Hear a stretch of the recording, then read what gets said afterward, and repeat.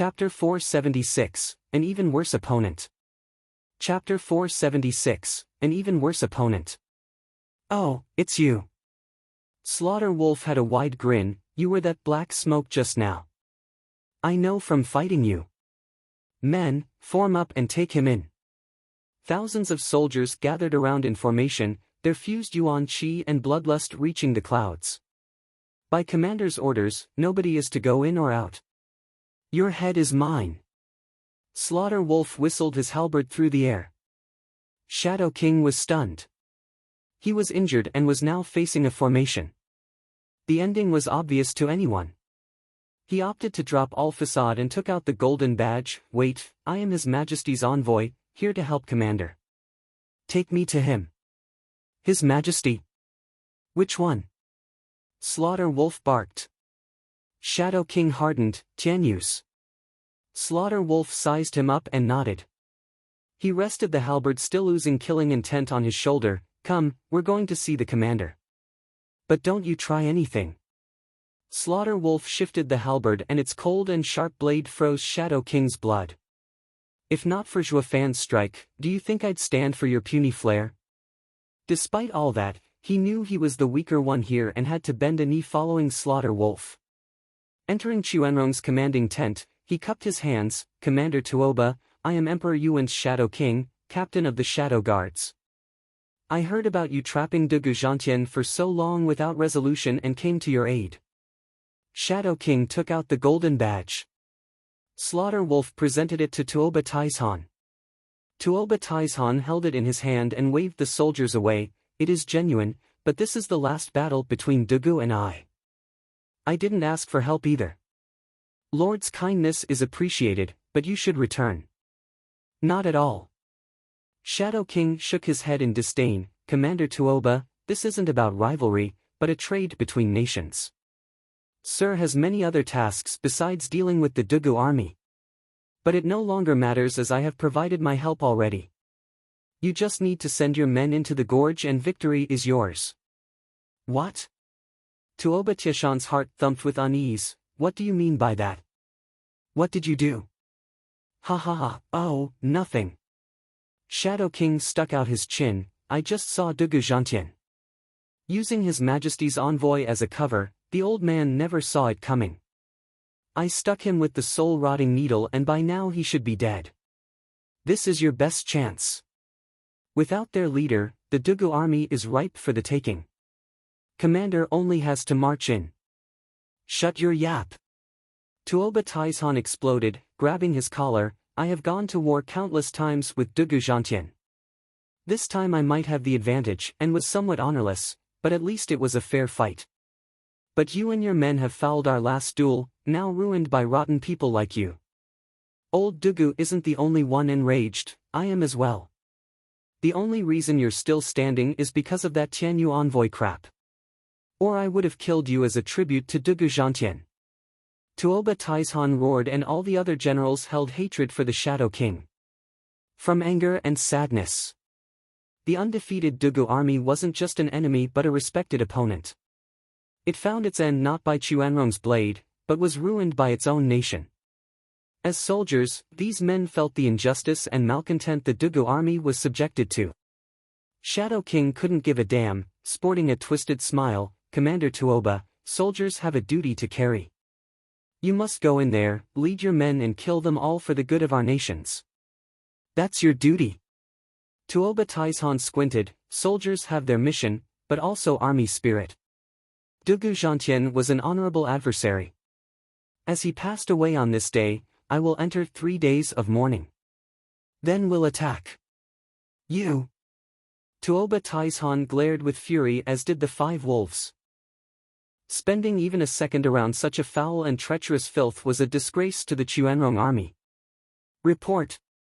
A soldier burst in. Commander, the Dugu army is at the gorge entrance, ready to attack. What? Tuoba Taizhan and Shadow King cried out at once. Dugu Zhantian had just died and instead of the army mourning him, they were ready to attack. Tuoba Taizhan went out with his 5 wolves and Shadow King. From the thick mist of the gorge came out rows of soldiers. How were they able to break free with the entrance surrounded by the beast army? Thump. Dugu army's formation was impeccable, each step drumming the earth, intimidating the Chuanrong. The 4 tigers were in the lead, carrying a simple makeshift stretcher holding Dugu Zhantian. Tuoba Taizhan felt pain and sorrow. And so a god of war fell, a hero of his generation, to cruel and insidious means.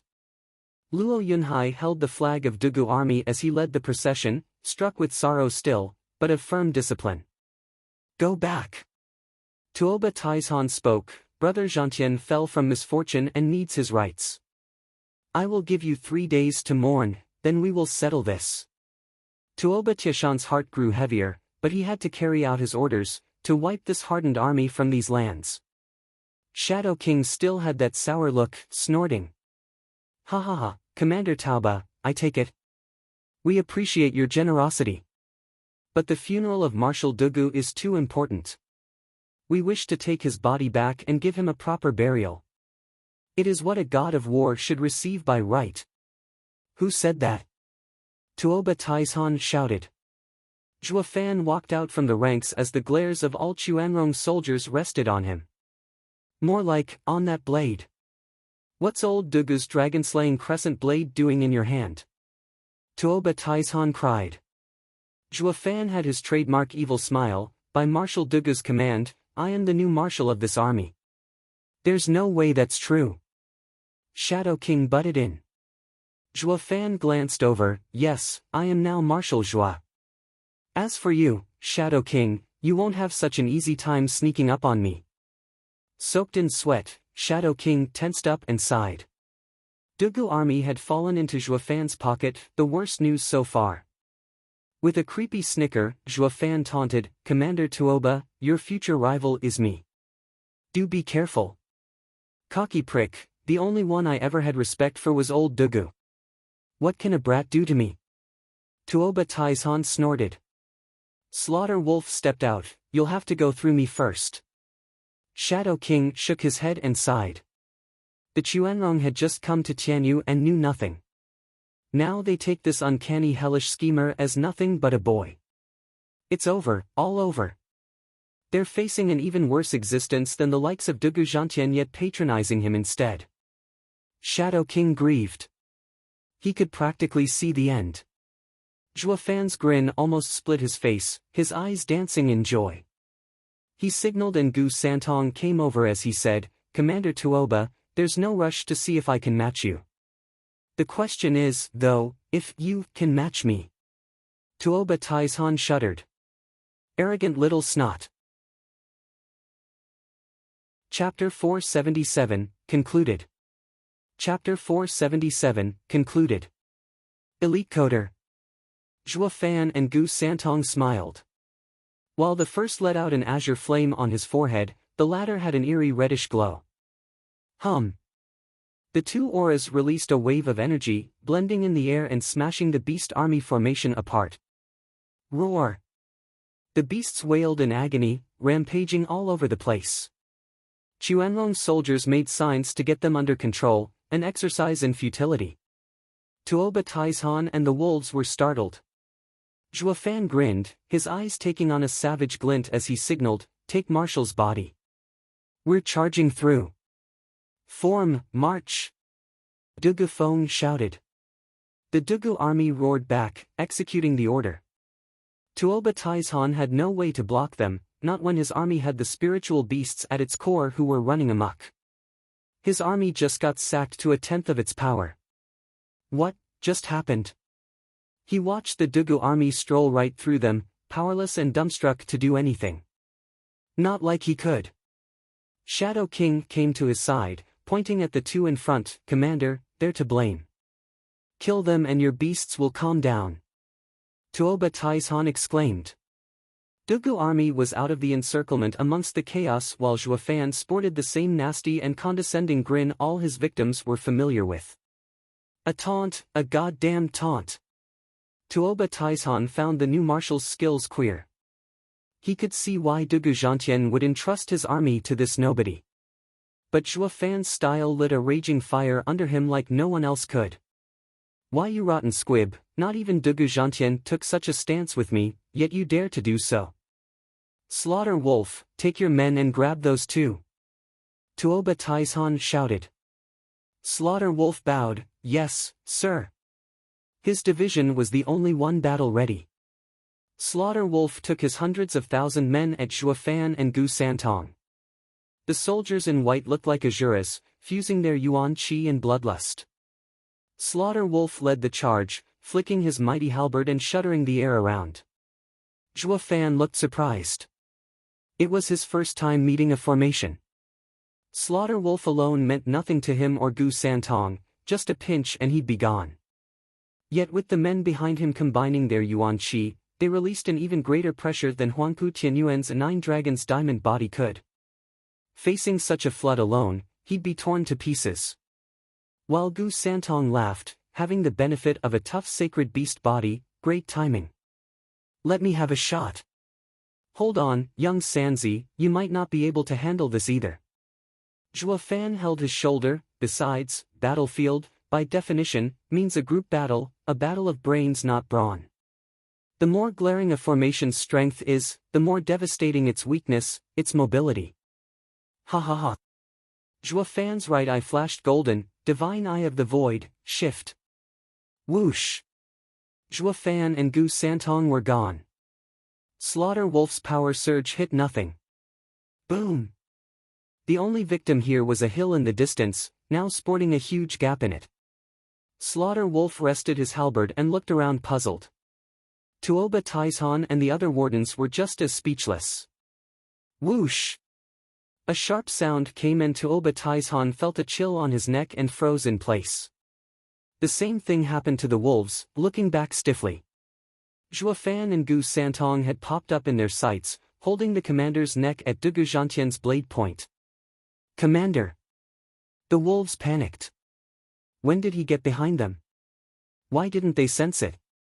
And, more importantly, how did he do that? Shadow King was the only one here aware of Zhuofan's intimacy-violating fancy trick. First you look down on your enemy and are now blindsided by having your head held hostage. How are you going to fight? Don't move a muscle, Zhuofan threatened, and the wolves stood still. Zhuofan grinned to everyone there before turning to his hostage, Commander Tauba, I have you right where I want you. Your fate is in my hands. Tell me though, is this new marshal worthy of your undivided attention? Tuoba Taizhan gasped, the young surpass the old. I have been undefeated all my life yet fell in your hand at our first clash. Dugu Zhantien will find rest knowing the Dugu army is in good hands. He, I'm touched. I've heard much of Commander Tauba and Marshal Dugu being gods of war of this age and looked forward to seeing you for myself. But how you fell for it so easily, you're just not up to scratch. You're no match of mine. Say that again. Tuoba Taizhan roared. The wolf wardens bit back, cocky punk, a soldier would choose death before dishonor. Is this how Dugu Zhantien train you? Ha ha ha, first things first, I was never trained under Dugu Zhantien. He once wanted me to work together but we got stuck on opposite sides. If not for this untimely event, lacking capable leadership, I wouldn't have accepted it either. And secondly, I'm stating facts.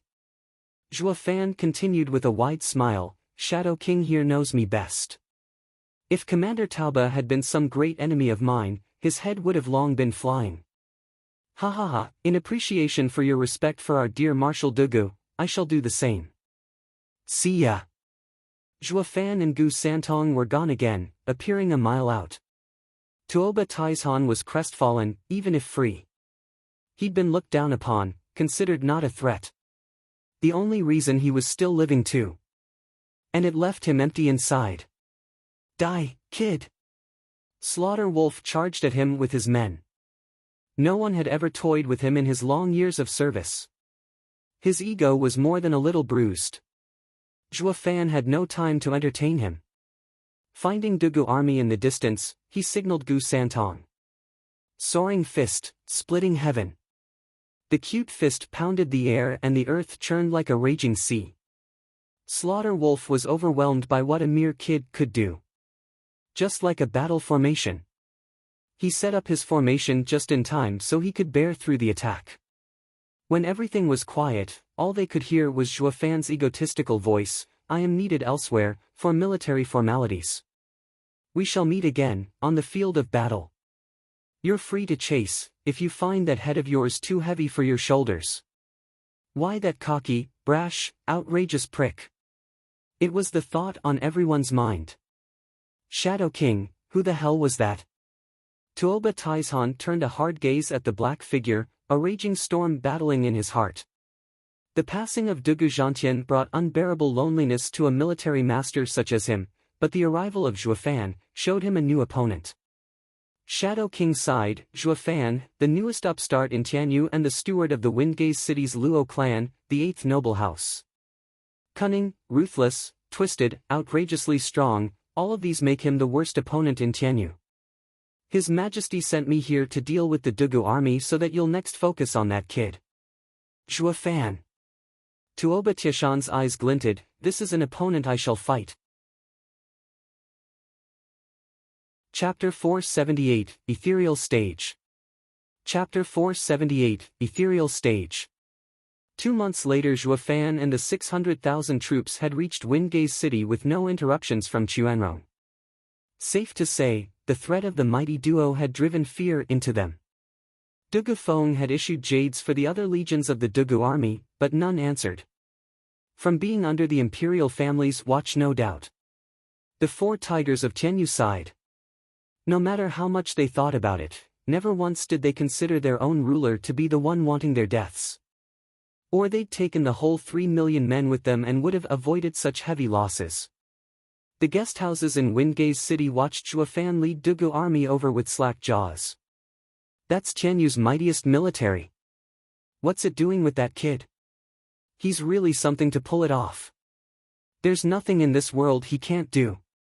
The House Lord sighed. With Dugu army tucked in his base, Zhuo Fan convened with the tigers and other lords.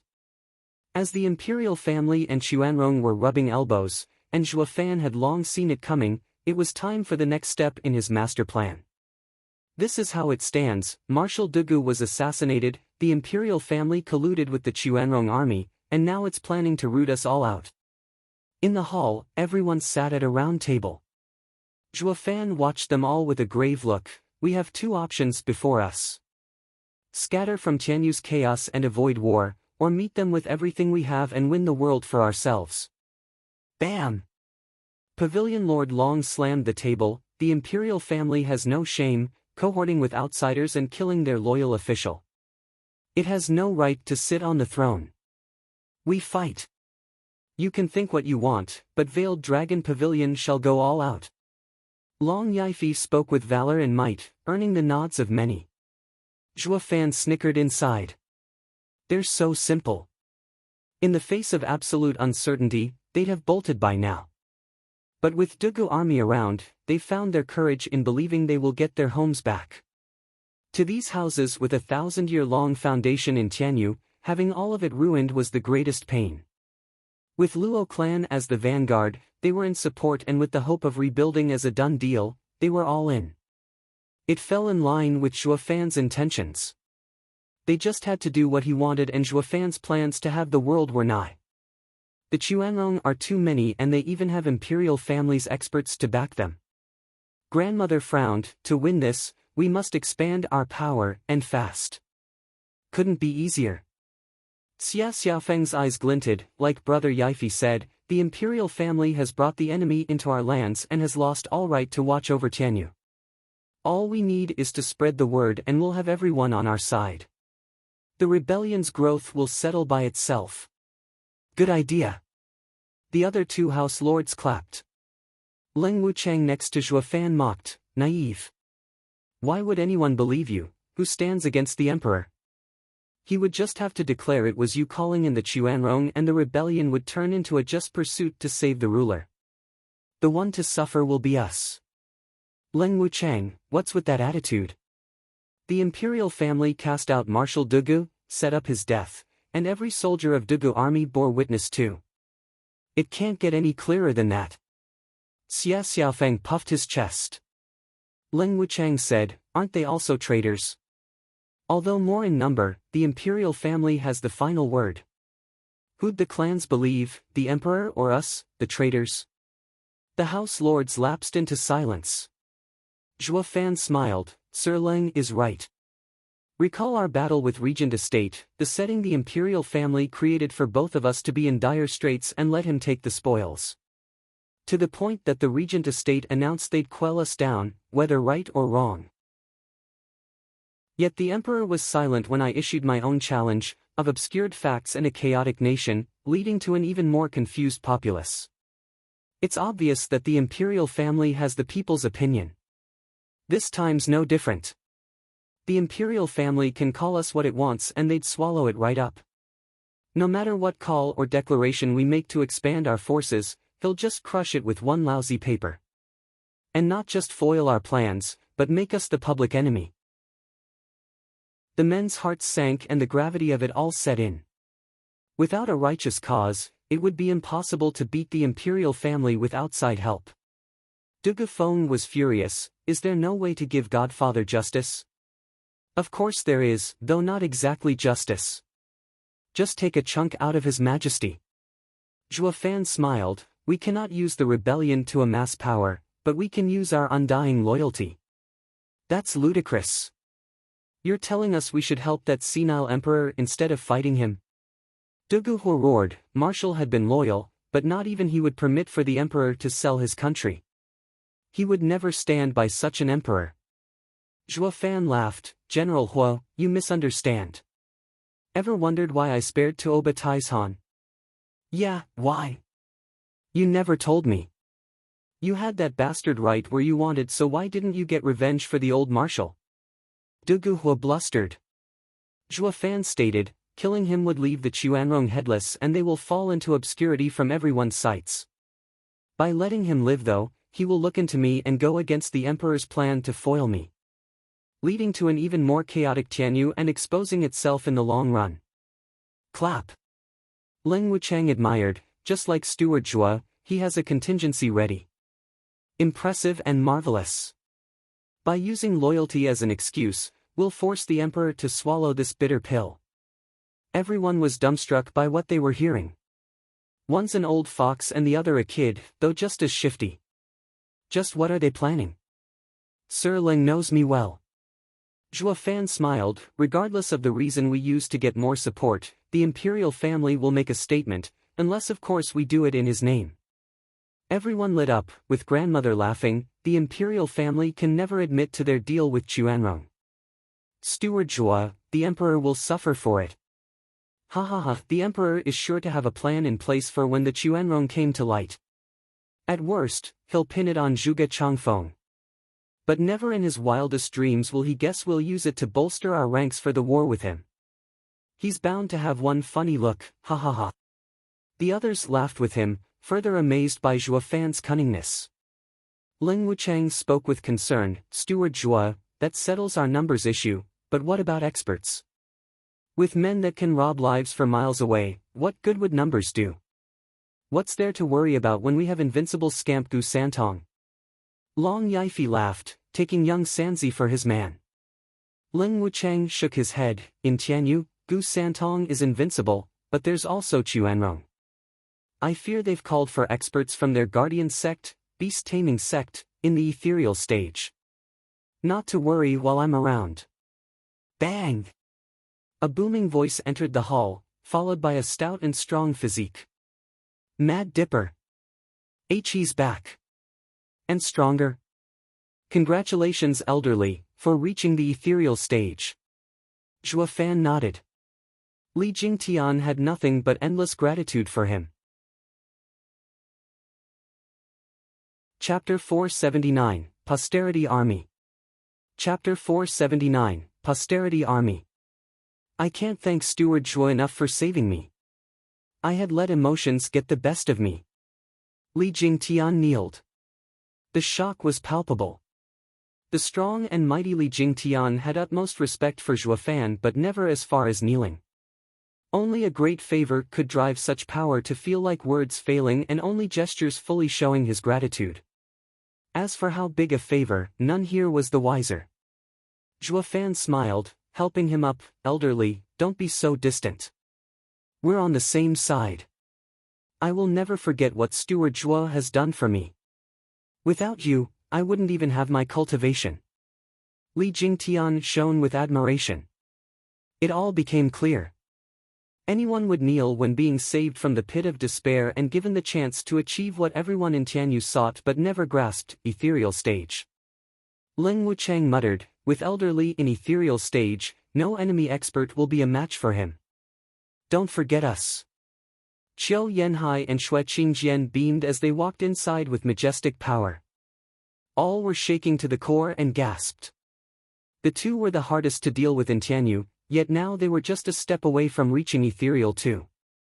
Their combined fire and water art had to wield the true power of an ethereal stage expert. Holy hell, Luo clan's experts grow too fast. Just a few years and it has already raised 3 ethereal stage experts. This is freaky, outrageous even. Just what little tricks did Zhuofan use? They were merely unique experts before he came around. Besides confusion, what predominated was envy and admiration. Another figure walked in to unravel the mystery. Vicious Pill King walked cocksure to Zhuofan and bowed. Steward Zhuo, allowing me to refine the 10th grade heaven-reaching pill, has given me time to familiarize myself with it. It will take some time, but I promise to give every expert of our house one of the pill in a year and a half, to improve their meridians. This will give our radiant stage elders the prospects of reaching ethereal stage. You didn't tell me the pill would be so incredible. The instant elderly and the couple took it, they broke through. 10th grade? The crowd cried, eyes popping and looking at Zhuofan with slack jaws. The Punk Yen Song is a 10th grade alchemist now. More importantly, where did he get those high-quality ingredients to make such a pill? We have a 1,000-year-old legacy behind us, but even we don't have a 10th grade ingredient. So that's why. All experts come into the Luo clan's fold because of the lavish promises. The house lords wallowed in jealousy, though the looks Zhuofan got were those of desire and beseechment. You know, Steward Zhuo, we're, after all, your old allies. With war at our doorsteps, we ought to raise our strength too. Long Yifi rubbed his hands. Zhuofan deadpanned, Pavilion Lord Long, I've put friendship first, always. What's mine is yours. But as you very well put it, Pavilion Lord Long, war is upon us. As the Luo clan is leading this group, it is only fitting that I shield your young from spilling needless blood. I am not the one to sell out his friends. These pills will be given to Luo clan's elders first, to give you much needed cover. When the war is over, everyone will be free to partake. This meant Zhuofan was delaying it. Though not without dangling some hope to rein them. Those pills were just that intoxicating, giving Zhuofan the chance to lead them by the nose. You want it? March forward. Win and you'll have it. Grinning inside at how easily he played them. While everyone was thinking of the world, Zhuofan was planning for Luo clan's granite foundation. But leaving 2 ethereal stage experts aside, Ling Wuchang frowned. Zhuofan dismissed his worries. Sir Leng, it's all taken care of. Ling Wuchang nodded. He hadn't been around Zhuofan since just yesterday. When it came to schemes, he would only point things out while leaving the planning to Zhuofan. In short, his skills were shelved in Luo clan. He was in no rush, knowing Zhuofan would be gone soon. And who would the Luo clan turn to next?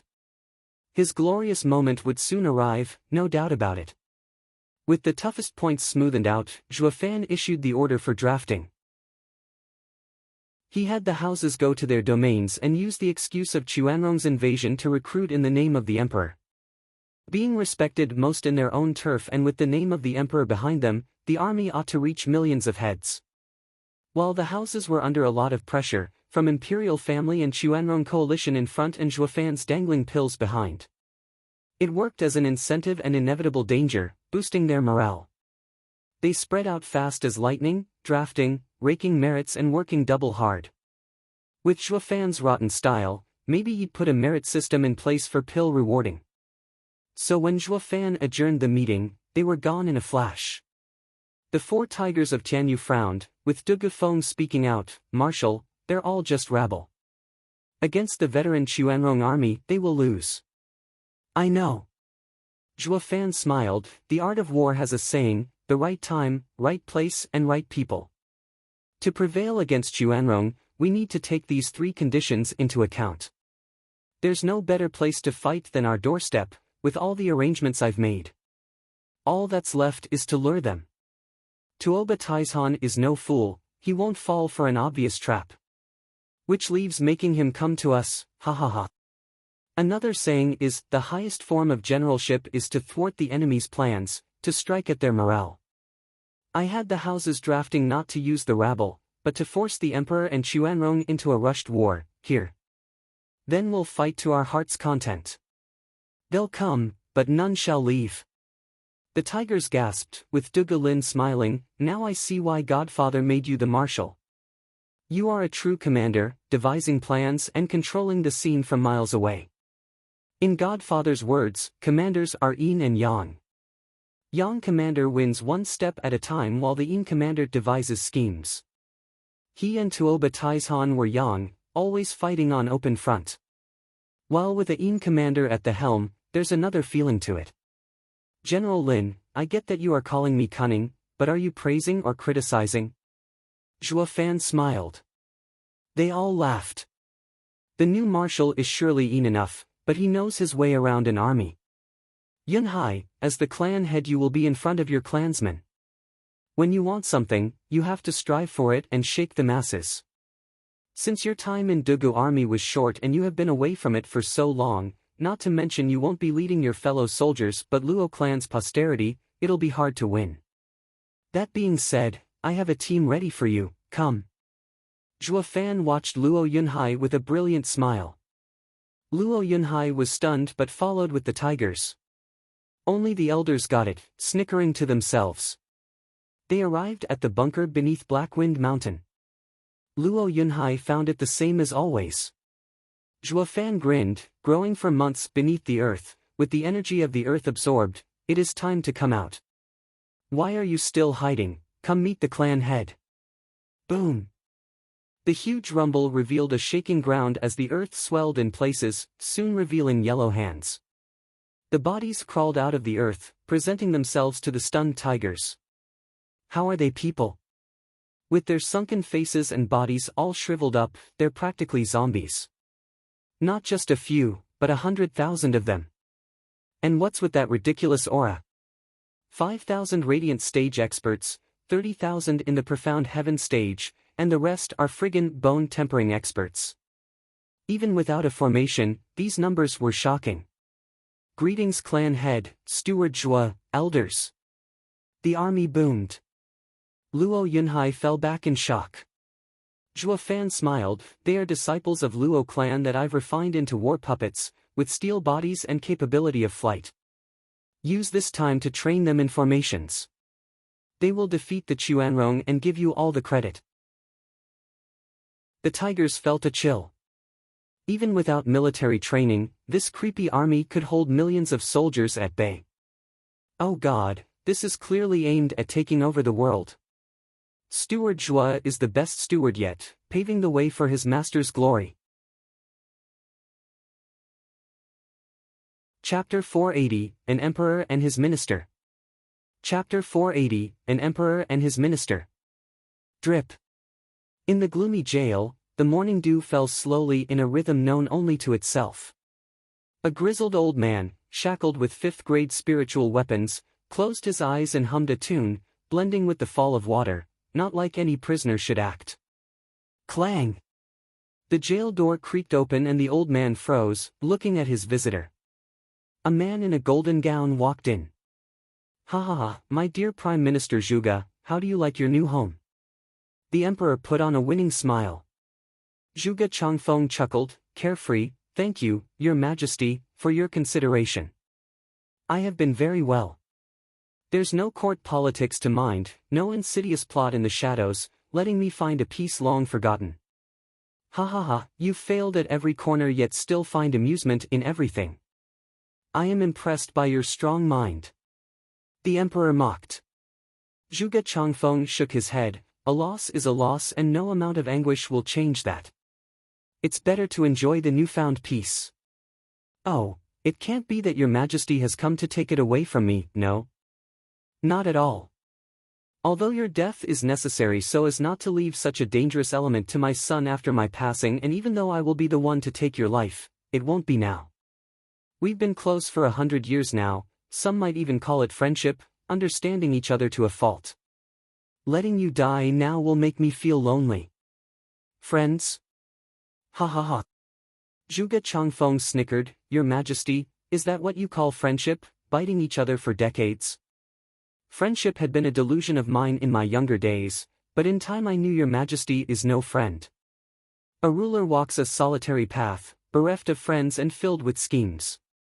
The emperor fell silent from solitude. Yes, the lands are more important than everything. I am the emperor of this nation, so how can I make friends with commoners? Even so, I once imagined this. In the times we worked together, I treated you as my confidant. Yet you still raised your hand at me. Zhuge Changfeng gazed at the black and damp jail roof. Do you recall Prime Minister Yang?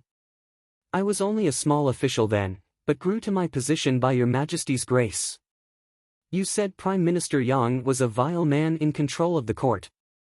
You asked me for my cooperation in getting rid of such a traitor, to take his place for the good of Tianyu. Yes, he was a man with a black heart, itching to revolt. The emperor said. Zhuge Changfeng shook his head. I used to think so too, and for that, I had him arrested through the evidence your Majesty brought forward. But when I barged into his home with righteous might, he said to be wary of you and committed suicide. I was baffled, taking it as nothing but a traitor's poisonous vilification. But after the first 10 years of my tenure, with dedication and passion, the same thing happened. Your Majesty found another official and enticed him to strike me by appealing to his willingness to serve you. I just couldn't understand why. So I bore in silence, unmoving against any of your taunts and challenges, while also looking into Prime Minister Yang. I learned to my shock that he was the previous ruler's man, loyal and true, yet forced by your Majesty to revolt. His final words now made sense. A ruler's mind has no limits. A prime minister has power over everyone. But not even I can touch him without reason in fear of public outrage and the other officials' terror. I can only have him removed. The emperor said, but Prime Minister Zhuge is far wiser. I've thought of countless excuses over the years, yet nothing reached you, having a counter for every replacement. I knew then that Yun Xuanji's prediction was true. The head of 4 pillars is you. With your power, you intimidated the 7 houses, bringing balance outside and inside of the court. Zhuge Changfeng shook his head. Everything is still in your Majesty's control, I see. Although I had a feeling, I figured as long as I took proper measures, I'd escape it. I never thought. Your Majesty, everyone calls me the greatest mind in Tianyu. But to me, your Majesty has no equal, far beyond my meager calculations. Prime Minister, don't be modest now. I'm but a senile old ruler. You brought the Chuanrong army into Tianyu without my notice. You had me cornered with them and I had no choice but to secede 1/10 of our lands to make them withdraw. I shall have this shame for as long as I live. I have failed my people and my ancestors. The emperor sighed even as he smiled. Zhuge Changfeng shook his head. I see, the one who'll take the blame for selling his country is me in the end. Your Majesty's calculations run deep. Playing the century-old senile with such willpower has opened my eyes. Selling my country, one more crime to add to my never-ending list. It wouldn't matter even if I go down as the worst criminal in history. Though there is just one thing I would ask your Majesty, if you would be kind enough to enlighten me. Go ahead. The emperor urged. Zhuge Changfeng spoke. When I met the twin saints, they were just scholars. How did your Majesty place them in my sights? Ha ha ha, you'll have Yun Xuanji to thank for that. Grinning, the emperor spoke full of himself, just as how you and Dugu Zhantian came to office by high priest's recommendation. Even before he declared it to the public, he had told me you two will emerge, becoming Tianyu's blessing. But I had him delay his announcement to first see your characters. It's how I found Dugu Zhantian to be a military man, yet bogged down by honor and easy to control. And you, Zhuge Changfeng, foolish in your younger years yet had uncanny perception and a sharp wit? You're meant to be a shrewd old fox. For any eventuality, I had the ever-hiding twin saints fake their wounds for you to save them and remain as your trusted aides. To not raise your suspicion, each time you took an exam I had the proctor fail you even though you didn't. You were barred entry into court for 3 years, stopping you from finding anything pointing to the heaven and earth twin saints as my aides were sent to watch over you. And when you lost hope, I had Yun Xuanji recommend you. With everything unraveled, Zhuge Changfeng took a deep breath and shook his head. I had been dancing to your majesty's tune from the start. Fighting you for so many years was an arrogance of mine. Prime Minister, you've done quite well, or my plan of rooting out all powers from Tianyu wouldn't have gone so smoothly. Ha ha ha. The emperor felt the world was his oyster. A man came in to report, Your Majesty, there's an urgent report. Zhuge Changfeng raised an eyebrow. Why your Hell Valley's Yu Ming? I saw you by the second prince's side. How? Prime Minister Zhuge, I don't see the harm in telling you. Second prince's rebellion was incited by me. A father knows his son's best, they say. With his rash behavior, just a nudge was enough to spur him on. The emperor taunted, the next prime minister is also decided, Yu Ming. I am humbled by your majesty's grace. Yu Ming bowed on cue. Zhuge Changfeng sighed, Your Majesty used his rebellion to force my hand. You used your own son, made him a rebel to the throne, just to get to me. Your Majesty's mind truly is boundless. They say no parent is cruel to his children, but you, Your Majesty, are by far the worst. Isn't it all your fault for being so cautious? I had everyone leave my side yet you still didn't act. The only chance I have to get rid of you is if you strike first. The emperor snorted at his jab. Yu Ming presented a jade slip. Zhuge Changfeng said, Your Majesty, I am now blinded, down here in the dark. May I ask that you share information from the outside with this poor old official? The emperor eyed him and snorted, You're in prison for life, so it won't change a thing. Fine, Yu Ming, present the report to me and Prime Minister Zhuge's ears. What good news is it, I wonder? Must be Dugu army's demise, ha ha ha. The emperor cackled as Zhuge Changfeng sat there peacefully, though his ears were twitching. Yu Ming looked into the jade and widened his eyes, showing hesitation. Your Majesty, Luo clan observed how the Chuanrong army has invaded Tianyu's every corner and being loyal to the crown, is drafting men to purge the outsiders. They are now close to 1 million. What? The emperor choked, coughing. Zhuge Changfeng laughed, That's the Zhua fan I know. Well done. Your Majesty, I can say for sure you were asking for it. The emperor glared. Zhua fan, this rotten upstart, has the cheek to play with me? Absurd. Chapter 481, Urgent Dispatch. Chapter 481, Urgent Dispatch. Give me that. The emperor read the jade himself before frowning, This is too fast. So many men in just a few days? There's no way Luo clan's name is enough to pull it off. A taunting smile crossed Zhuge Changfeng's face. Your Majesty, it seems you forget about Zhua fan's ingenious tricks during the last war, welcoming the other house's experts.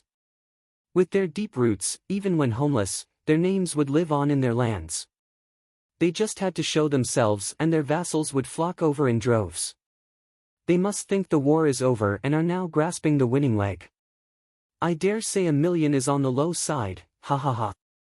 The mockery grated the emperor's ears, with him lashing out, That mongrel came up with this move to put me on the spot. After inciting so many clashes between him and Regent Estate, I figured he'd be the weakest even if a winner. But he has gone beyond any forecast, becoming the biggest threat, taking the whole of Tianyu to war with me.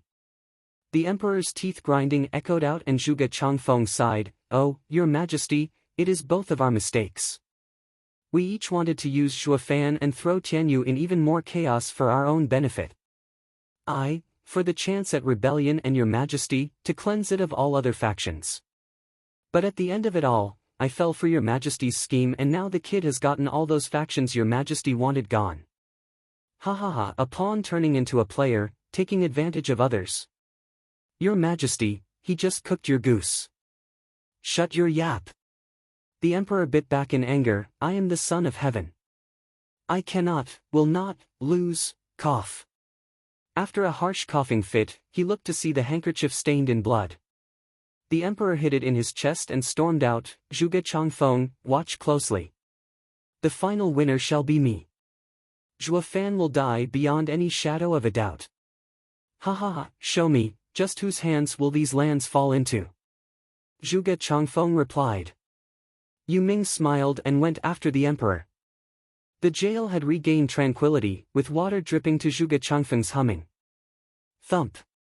The emperor burst into the imperial study and sat down, guard. Yes, your majesty.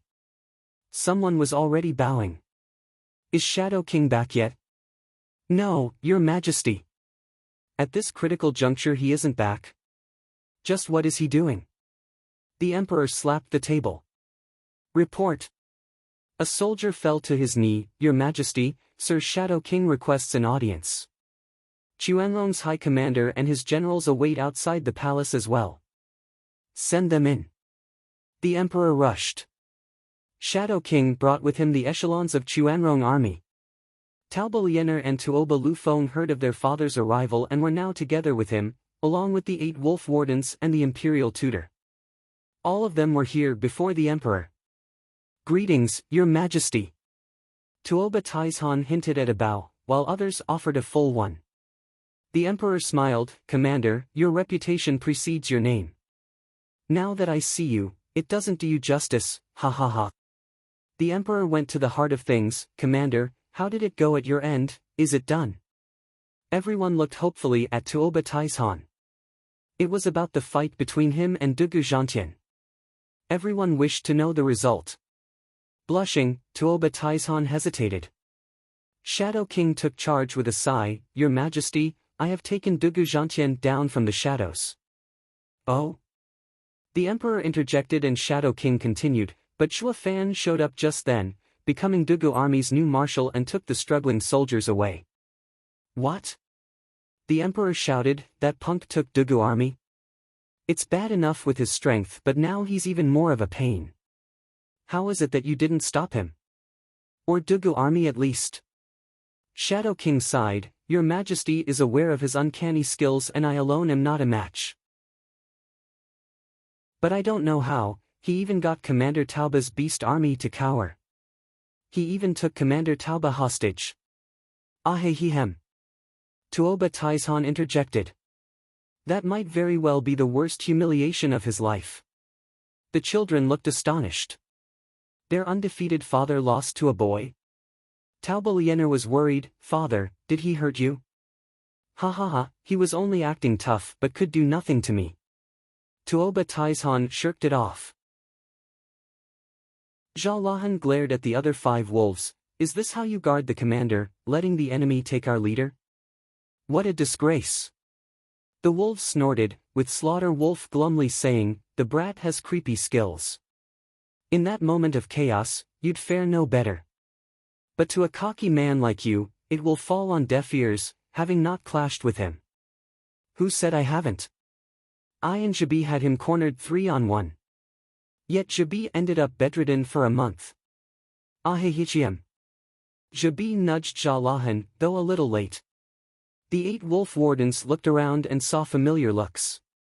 Ah, the kid got all our asses handed to us. Their mood hit rock bottom.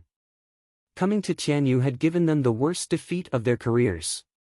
Tuoba Taizhan frowned, Your Majesty, just what on earth is he?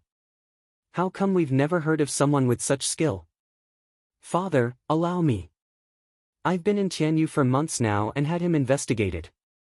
Tuoba Lufeng said, Zhou Fan came from a no-name clan. He was born a servant and when the clan was on the brink of destruction, became its steward when all that was left of the clan was 2 children and a guard. From then on, he made deals with powerful figures, taking him 10 years to bring that clan from the brink of collapse to what we see today, leading the enemy faction. His Majesty even gave him Best Steward beneath Heaven title as evidence of his remarkable skills in leading. He knows how to handle his men, taking the house's experts for himself. His allies have complete trust in him, bearing heavy responsibility. Yet even so, everyone respects and fears him. Enemies and friends alike have the same view. Cunning as a weasel, sadistic as a wolf, shifty as a snake and grand like a dragon. He may show off every chance he gets, but inside is an unscrupulous twisted mind waiting for the chance to pounce. Correct, the brat has become the biggest thorn in my side. The emperor admitted. Tuoba Taizhan said, I knew he was something, but never this much. I need to be even more cautious with him than with Dugu Zhantian. To that end, I asked Commander Tauba to march on Wingay's city. The emperor urged. Tuoba Taizhan jerked, but I only just got to the imperial capital. My army. The kid is just too deceitful. In the name of his lord, he is amassing power. I can't denounce him either, not when you've strutted into Tianyu for everyone to see. Any delay will have him at the helm of millions of soldiers. If the Empire's 3 guardian sects get wind of this, our deal will fall through. What? They all gasped at Zhuo Fan's quick reaction. To guarantee a favorable resolution of this war, I'll be sending my divine dragons and Shadow King. Alas, the enemy has its own share of capable experts, the emperor frowned. It's fine. Imperial Tutor spoke at last, 3 experts from the beast-taming sect have come as well. No matter how tough the enemy is, it will prove for naught. Chapter 482, Marching Army. Chapter 482, Marching Army. On the morrow, the clear dew glistening in the sunrise crumbled under the footsteps of a large procession, soldiers marching with discipline to a remote town at the borders. The bloodlust and warmongering blended into a chilly and choking atmosphere, snuffing out nature's tranquility. The predators on the prowl sensed the change and burrowed deeper into their caves, shivering out of fright. We, animals, don't have any prophetic devices, but we do have our 6th sense. We know today is a bad day to hunt. Fine, we'll just fast in our cribs. As their bellies expressed fierce disapproval, no animal dared to even peek outside, opting to go to bed hungry. Tuoba Lufeng gazed at the distant city. Lord Father, that is Wingay's city. It took us 2 months to meet our main army and travel our 3 million men at full speed. Tuoba Taizhan said, where are the masters Tianyu's Majesty sent to help us break the arrays? Have them inspect the situation. Understood. Tuoba Lufeng bowed. 10 men flew towards Wingay's city, profound heaven experts and 6th-grade array masters. There was hardly any array in Tianyu that could stand after their passing. They were soon back with a report though, Commander, the lands are covered in 500 arrays. 200 3rd grade with plenty of 5th and 6th grade. It will take time and effort to unravel. I just knew it was Zhuo Fan's trick, forcing me to fight him here. Tuoba Taizhan sighed. Tuoba Liufeng's face fell at the implications. Zhuo Fan is vile and twisted, adhering to the art of war in choosing the right location, right time and right men. The drafting is not as important as forcing father to come here. We have to strike hard and fast. He holds down the city and has a terrain advantage. That's not all, Tuoba Taizhan sighed, we have the numerical advantage, but he can cower our beasts, thwarting our beast armies. On top of that he has arrays on his side. Numbers will do us no good here. But the outcome can go either way in this case. This Zhuo Fan has played on his strengths to the utmost and cut ours. I can even venture to say he'll have the battlefield under control from the start and string us along. Tuoba Lufeng was uneasy. Looking at the city, all he saw was a steel bastion. Zhuo Fan is horrifying. Father, what do we do? Let the array masters do their work for now and then we'll see his reaction. Tuoba Taizhan looked at those 10 men, break the arrays, hurry. Put on the spot, one of them bowed, Commander, there are 500 arrays there, with some special ones mixed in between. It will take years, decades. That's your problem. Military orders are paramount, go. Tuoba Taizhan barked. The men grew downcast. For God's sake, this amateur only knows how to bark orders. With so many arrays they'd soon be caught dead instead of breaking them, quite literally. To say nothing of someone coming out and taking their lives. Chuanlong, god of war, my foot. You know nothing of arrays. Since using force is out of the question, you stick us in. Good cover up. Where there's arrays, send in the breakers, is that it? The men cursed and cursed, but still obeyed. Whoosh! Arriving at the edge of Windgaze City, they got to work. Hoping to high heavens no one would come out to kill the poor saps. Yet was there ever an array owner who didn't know his stuff was being tampered with? In Luo Clan's hall, discussions of recruitment were ongoing when Zhuo Fan jerked and smiled. Steward Zhuo, what is it? Grandmother asked. Zhuo Fan shook his head. Just then, a Luo Clan disciple rushed in. Steward Zhuo, 10 old men are outside making signs. I can't make out any of it, but it seems to be cracking the arrays. Of course they are. You may go, it's fine. Just act as usual. Zhuo Fan waved. The man left while the house lords were panicking. Long Yifi said, does that mean Tuoba Taizhan is here? It's too fast. We're nowhere near ready. Hee, so what if it is fast? Zhuo Fan snickered, let's go for a walk, see the fogies hard at work. The others were puzzled, the enemies at the gates and you're in the mood for a stroll? Then they eased up. With the kid always playing cool, chilling means all is in the bag, so why worry? The men followed Zhuo Fan. They flew above the town and saw the 10 oldies shifting through gestures, faces red and cursing all the while. Jesus Christ, who the hell set this up? How is a second-grade array so damn complicated? And what kind of style is this? I've never seen it before in my life. They must have some array grandmaster to pull such precise arrays. Nothing works at breaking it. Enough chatter and more elbow grease. The oldies grumbled at the task turned impossible, making no headway all this time. These grand 6th-grade array masters balked before a 2nd-grade array. It was anything but normal. Long Yifi's group nodded up above, with even more admiration for Zhuo Fan. Steward Zhuo's skills are uncanny, vexing those coots to death, ha ha ha, Long Yifi laughed. The others bobbed their heads. Zhuo Fan chuckled, I may be competent in arrays, but not enough to make a 2nd-grade array have the power of a 6th. They can't break it because they don't understand it.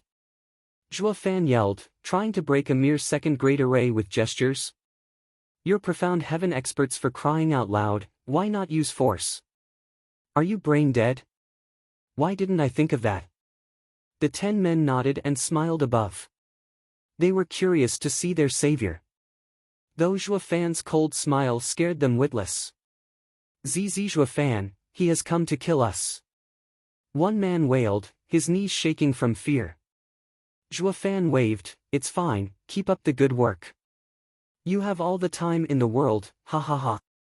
Zhuo Fan chuckled, landing on the town gate's stairs. The house lords were stunned, following him. The most shocked were the fogies. One collected his meager courage, old friends, do we continue? Another nodded, and why not? With both sides giving us the go-ahead, we'll do just that. The others exclaimed. Yeah, it's rare enough to have both sides in agreement, so let's just do it. Not doing so might get us a quicker death. The 10 made signs again but soon opted for Zhuo Fan's idea, to force their way through the 2nd-grade arrays. The house lords turned from them to Zhuo Fan, Steward Zhuo, what's this all about? I'm waiting. For what? The experts to show up. Zhuo Fan snickered, Tuoba Taizhan isn't charging because of the arrays.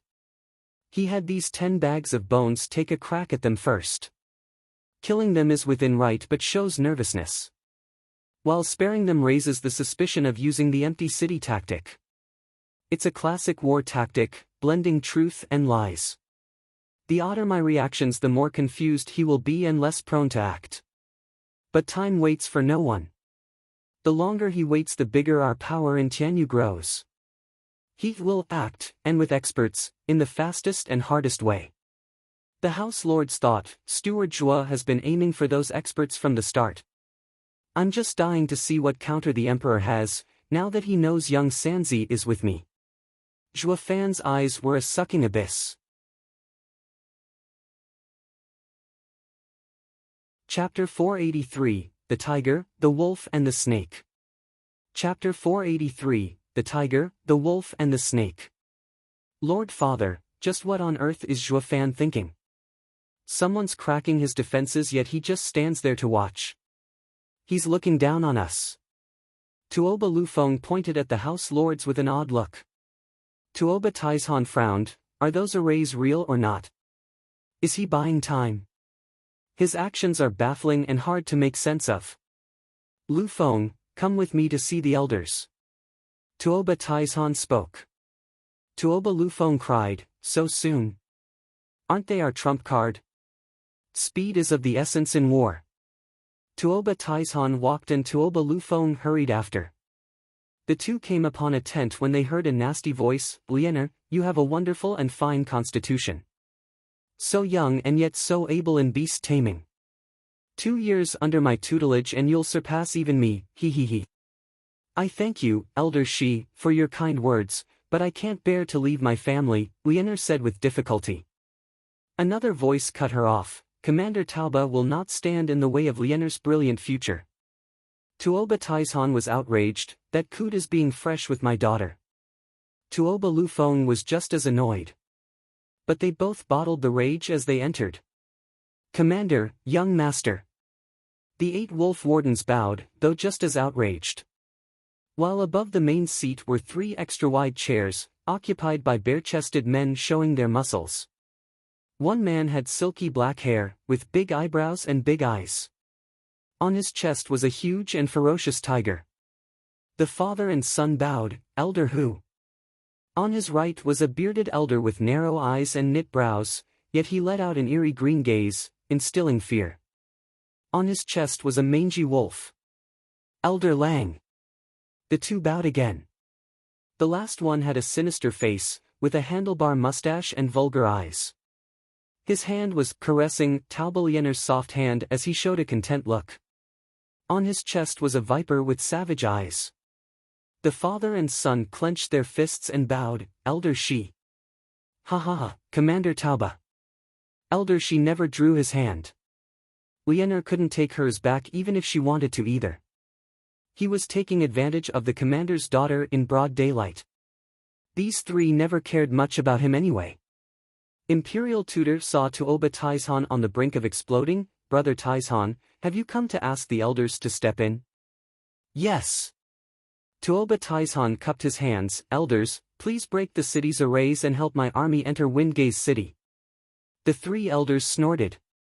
Elder Shi was still holding that oh-so-fine hand. Commander Tauba, I thought I told you, we are ethereal stage experts, not your soldiers. Breaking arrays is your job. We're only here to deal with any unforeseen expert that may crop up. The other elders nodded. Pretentious pricks, breaking the defense isn't your duty, but hitting on my little girl is? Tuoba Taizhan fumed. The 8 wolf wardens glowered with bloodlust. But the elders had no care in the world. Radiant stage experts could come and score at them and it'd still do nothing. Han Tianma mediated, elders, it involves Tianyu giving us 1/10 of its lands, rich in spirit mines, of interest to beast-taming sect. With the arrays in place, Commander Tauba's attacks will be for naught, and the more time passes the worse it will get, leading to defeat. When you return to the sect, it will be hard to explain it. Imperial Tutor, is that a threat? Elder Hu glared. Han Tianma waved, I would never. It is only a conclusion of mine. The longer we take, the more likely it is for Tianyu's 3 guardian sects to hear of this. It will blow the easy credit elders will take into smoke and return empty-handed. Sigh, I just can't bear to see it. The 3 changed expressions at last.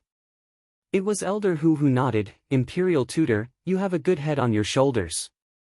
Right then, we better get it over with. Obscene snake, jackal, let's go. We'll have plenty of time for fun when we get Tianyu's land. Elder who left.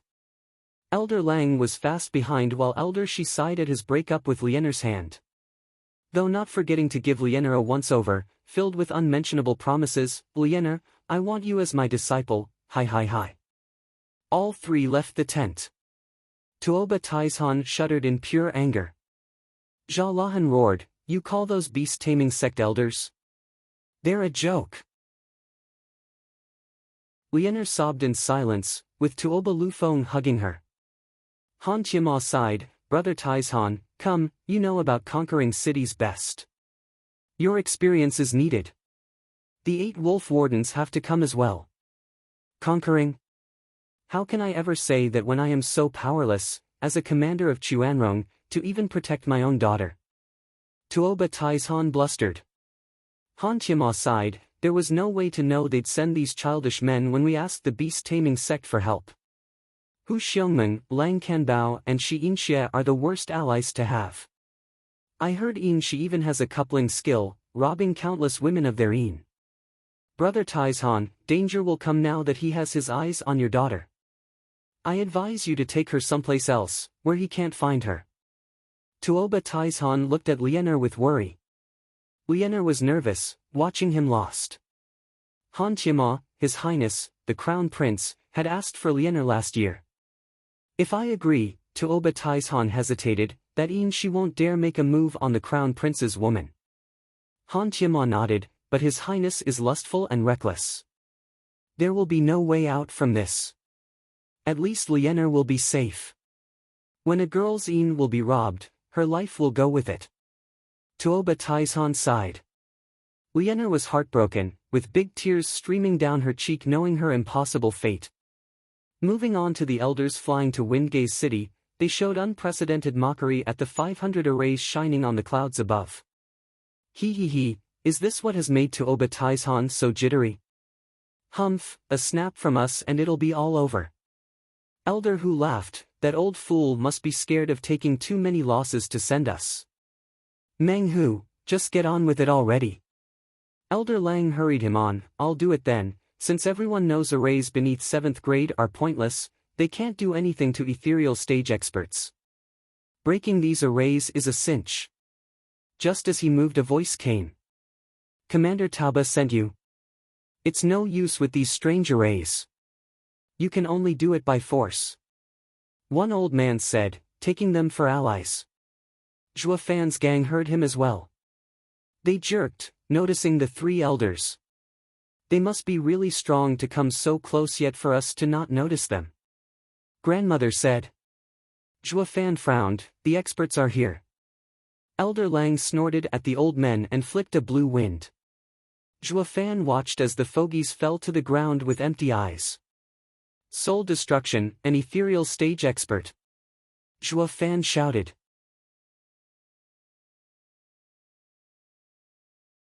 Chapter 484, Stalling. Chapter 484, Stalling. Ethereal stage experts? The House Lords cried. Tianyu had never seen the likes of an ethereal stage expert in its history, not until Li Jingtian. Yet finding 3 of them in one place had them all shell-shocked. Zhua Fan knew this conflict was bound to lead to this. Grandmother, please call Elder Li and the couple. I'll stall them. Steward Zhua, can't all these arrays stall them? Why must you go yourself? Grandmother asked. A kaboom sound gave the answer. A simple wave of Elder Lang's sleeve made all the impervious arrays crumble. The House Lords were dumbstruck, staring into nothing. The arrays weren't worth even a roadblock to ethereal stage experts. Zhua Fan was sweating, does that answer you? There's a saying, beneath 7th grade, everything is ethereal. No array under the 7th grade can hold back an ethereal stage expert. The House Lords stared dully at Zhua Fan, their minds still catching up to reality. What are you looking at me for? Go get the elders. Zhua Fan barked and they shot for Blackwind Mountain. Against ethereal stage experts, Li Jingtian was the only one who could fight them. Elder Lang mocked them, 3 profound heaven ants, trying to crawl away. Think again. He flicked again just as Zhuofan blocked him.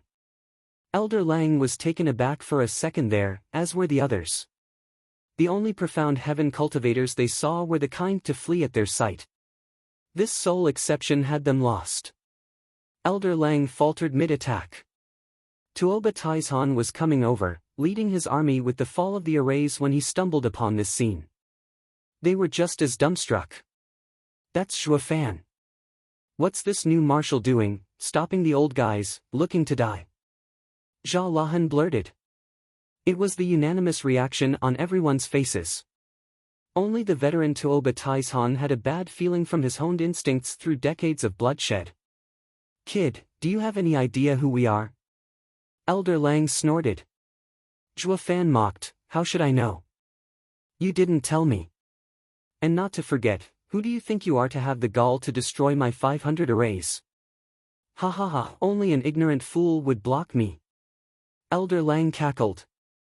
Zhao Lahan was baffled, wasn't this guy always clever?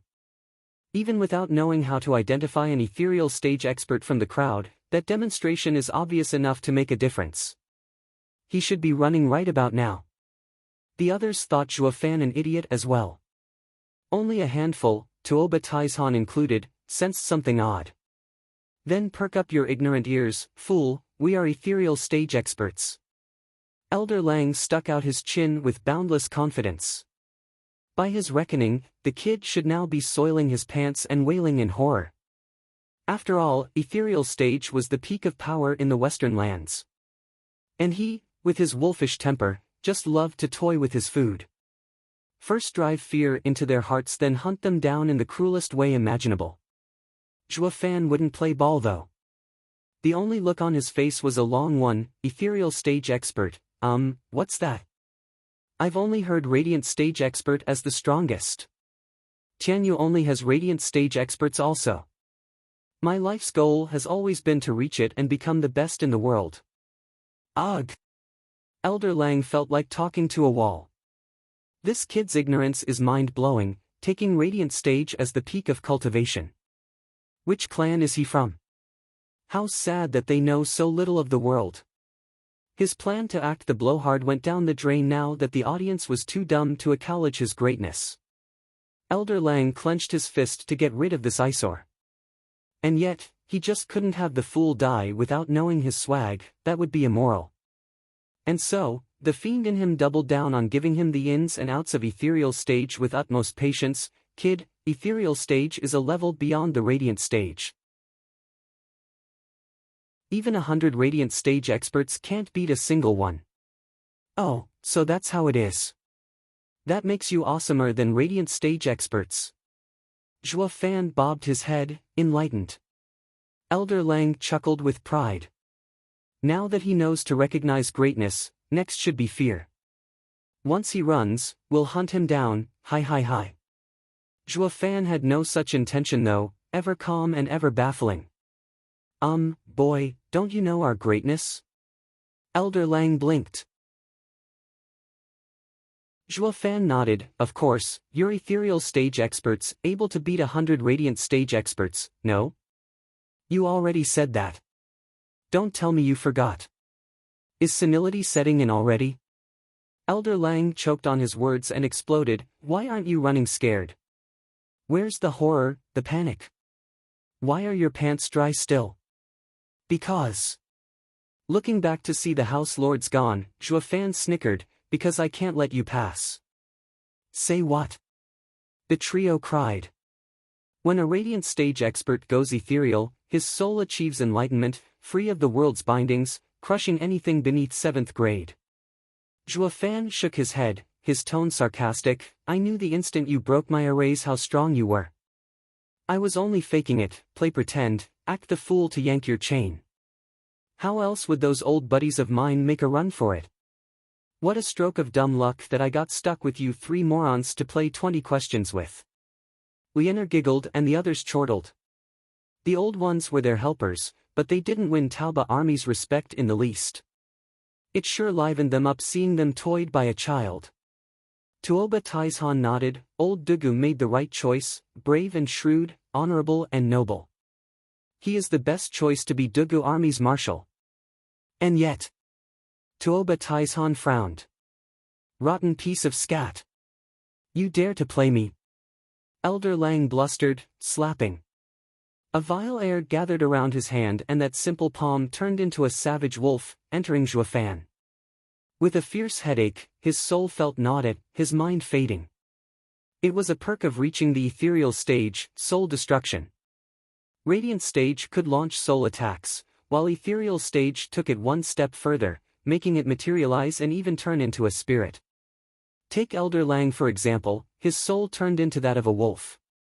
It would enter the target and feast on his soul. Bam! Zhuofan slammed into the city wall and got buried under the rubble. Elder Lang wrote him off, turning away. A puny profound heaven ant dares toy with us?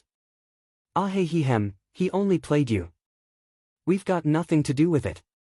Fierce Tiger excused himself. Obscene Snake nodded.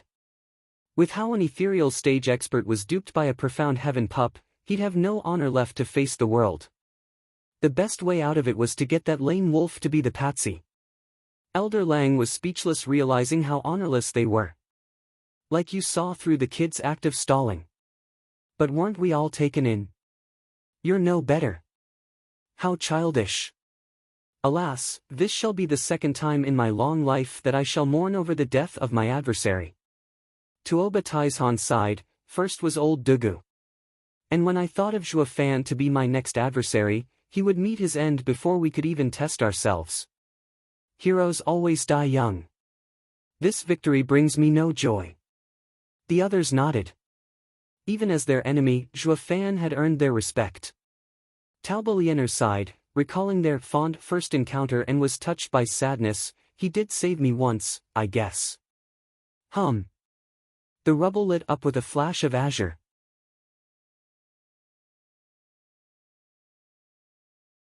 Chapter 485, Fighting Ethereal Stage Expert. Chapter 485, Fighting Ethereal Stage Expert. How could this be? Elder Lang stared at the rubble with palpable shock. Why do I still sense life force from it? Did he survive? The other elders mimicked his shock. Boom! Zhuofan unfolded his wings and shot into the sky. He had an azure flame hovering on his forehead. How the hell did he survive Elder Lang's strike? Zhao Lahan was in denial. An ethereal stage expert using soul destruction on a profound heaven cultivator was tantamount to squashing a bug, an overkill. Yet to survive such a devastating blow, Zhuofan had garnered everyone's odd looks. Even those elders considered him a freak. Huff! Gasping, Zhuofan bled from his mouth, though the azure flame grew in intensity.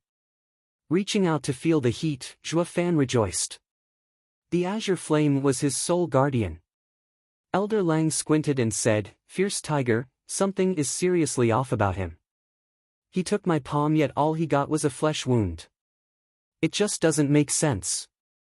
Elder Hu ventured, he must have a soul spiritual weapon or a demonic treasure. That's the only explanation. A fire burned in Elder Hu and Elder Shi's eyes, their looks full of greed. Soul treasures were as scarce as hen's teeth, even for ethereal stage experts. Elder Hu had lost his bloodlust, now turned into lust for wealth. Zhuofan, reading them like an open book, made a stealthy sign. Heaven-cracking howl. Elder Lang cut right to the chase, unleashing a huge wolf image around him that pounced at Zhuofan as he shot forward with his palm. He unleashed all his soul power with a soul martial art.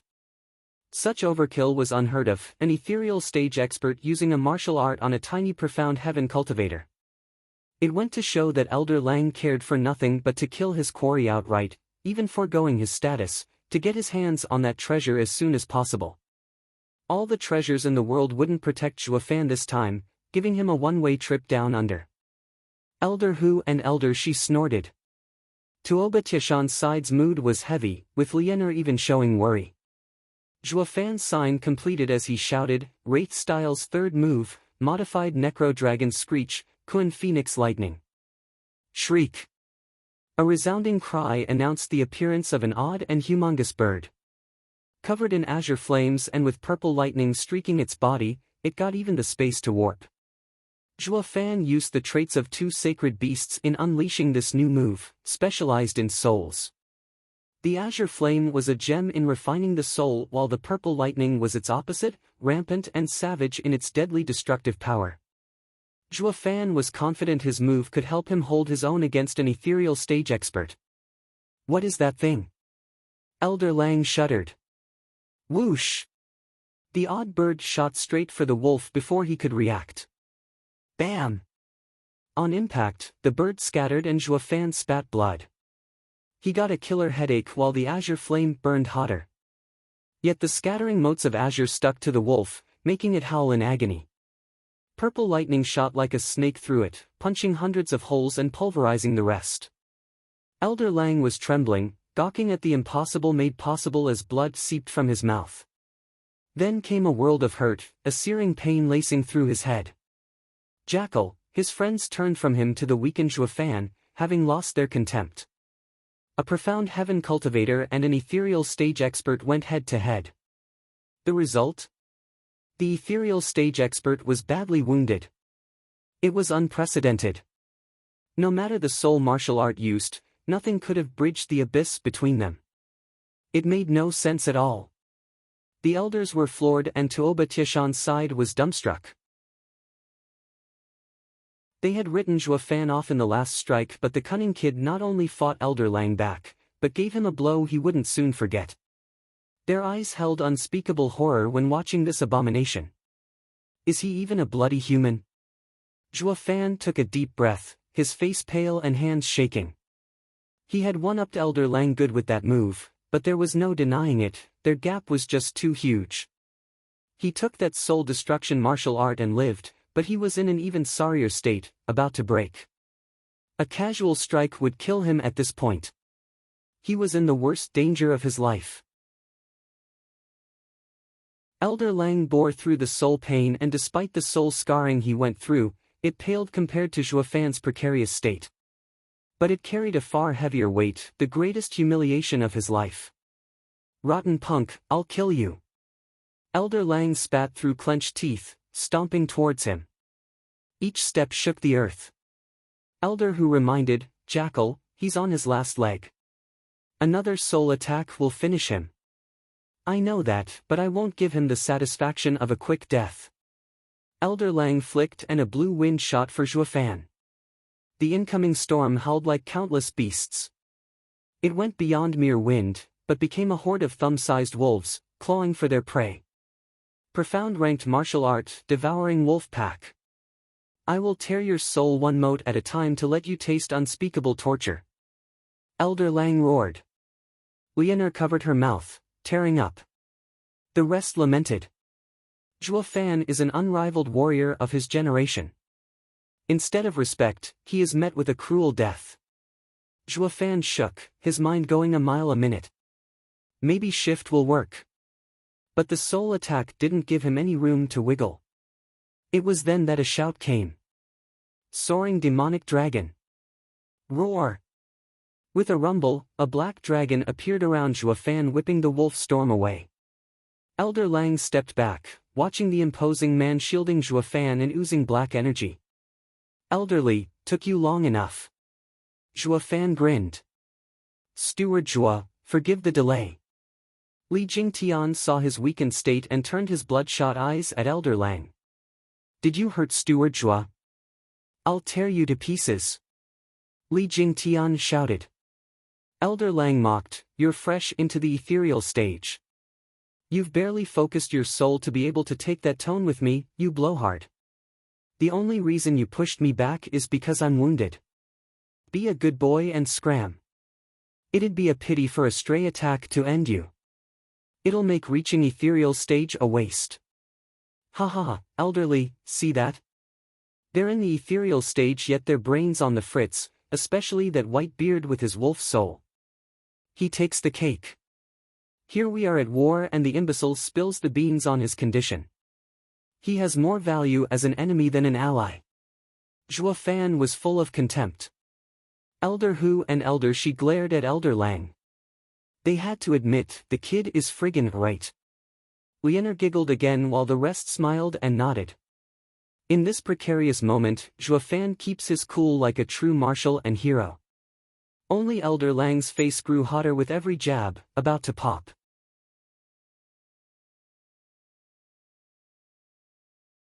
Chapter 486, Ethereal Battle. Chapter 486, Ethereal Battle. Punk-ass brat, I'll cut you from stem to stern. Elder Lang spat, but Elder Hu held him back. Jackal, you're wounded.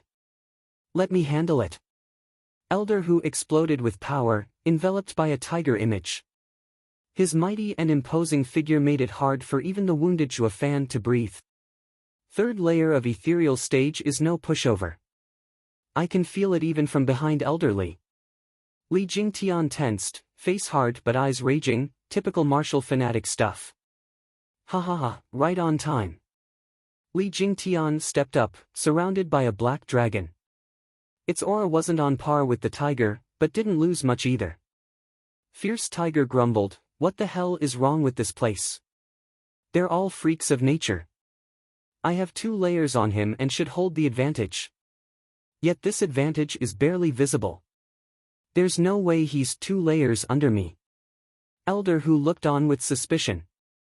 How was he to know Li Jingtian was a martial fanatic through and through? When the going got tough, he got more going. Besides, he had the heaven-reaching pill on his side, with Yuan Qi surging like a sea, he wielded the power to jump layers, from first to third. Bam! The dragon and tiger clashed, shuddering the space around them. With both of them stepping back from the clash, 5 steps on Elder Hu's corner and 10 on Li Jingtian's. Though the most shocked were Fierce Tiger and his gang, their eyes popping out. A fresh ethereal stage cultivator just stood up to a seasoned 3rd layer one. For crying out loud, what do they feed these guys? First was the profound heaven prick and now this.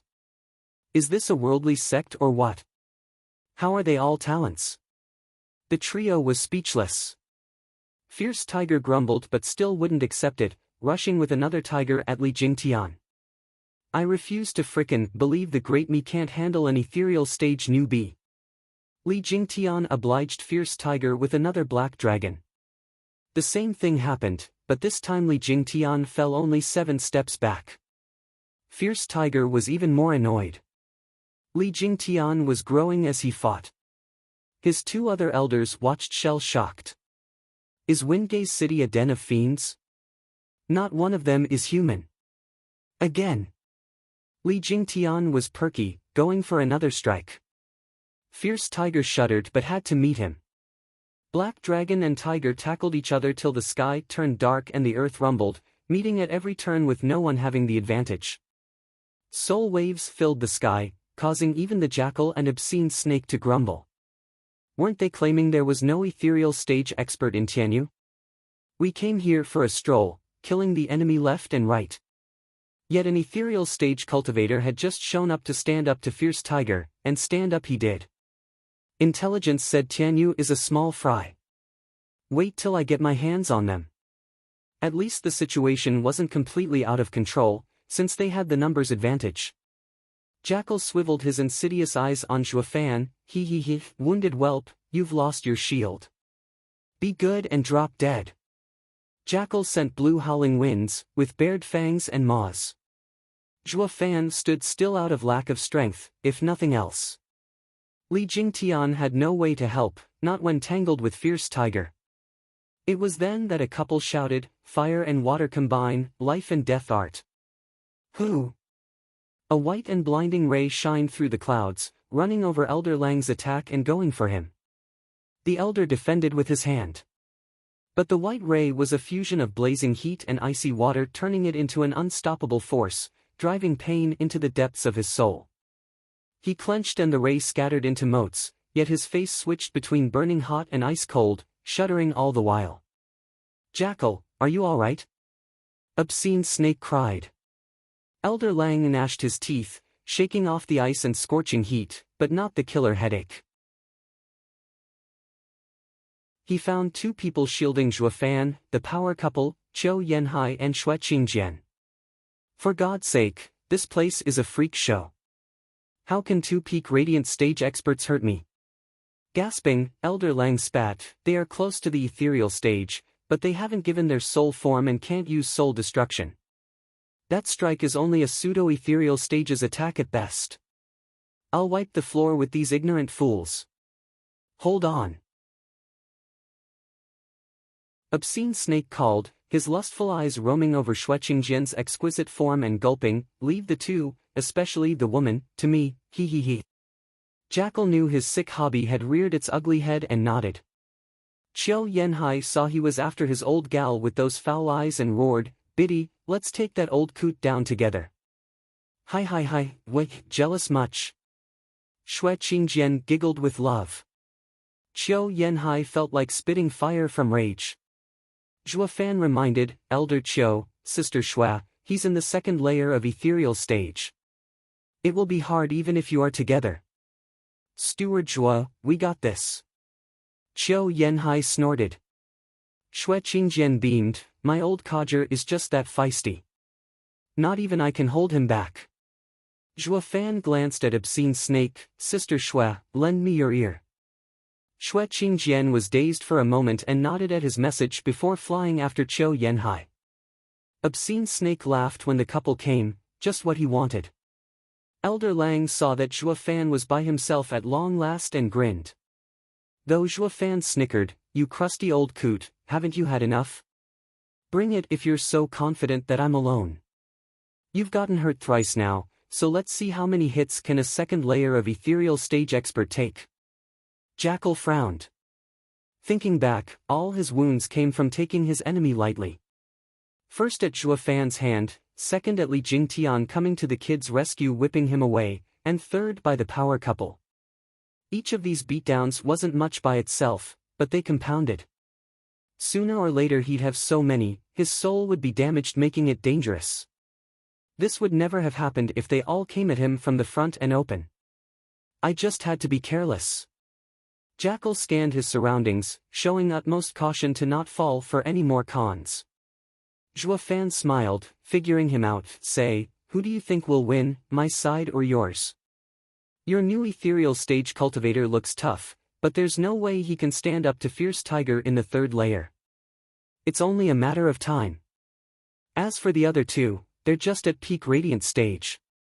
They may attack with ethereal stage power when united, but are in no way up to Obscene Snake's second layer standard. Jackal mocked. Zhuofan nodded, that makes it easy then. I'm barely hanging on and you're waiting for their outcome. When you'll have them taken care of by your flanks, getting me should be easy peasy, no? True. I must say, the kid is only in profound heaven stage and wounded to boot yet makes a whole lot of sense. He won't go anywhere. And when his buddies have finished their matches, he'd have no problem taking the punk out, tormenting and running him through a hell only his twisted mind could conceive. Jackal nodded and took on the air of a true expert. Tuoba Taizhan shook his head, Elder Lang's brain must be missing something to get stiff again.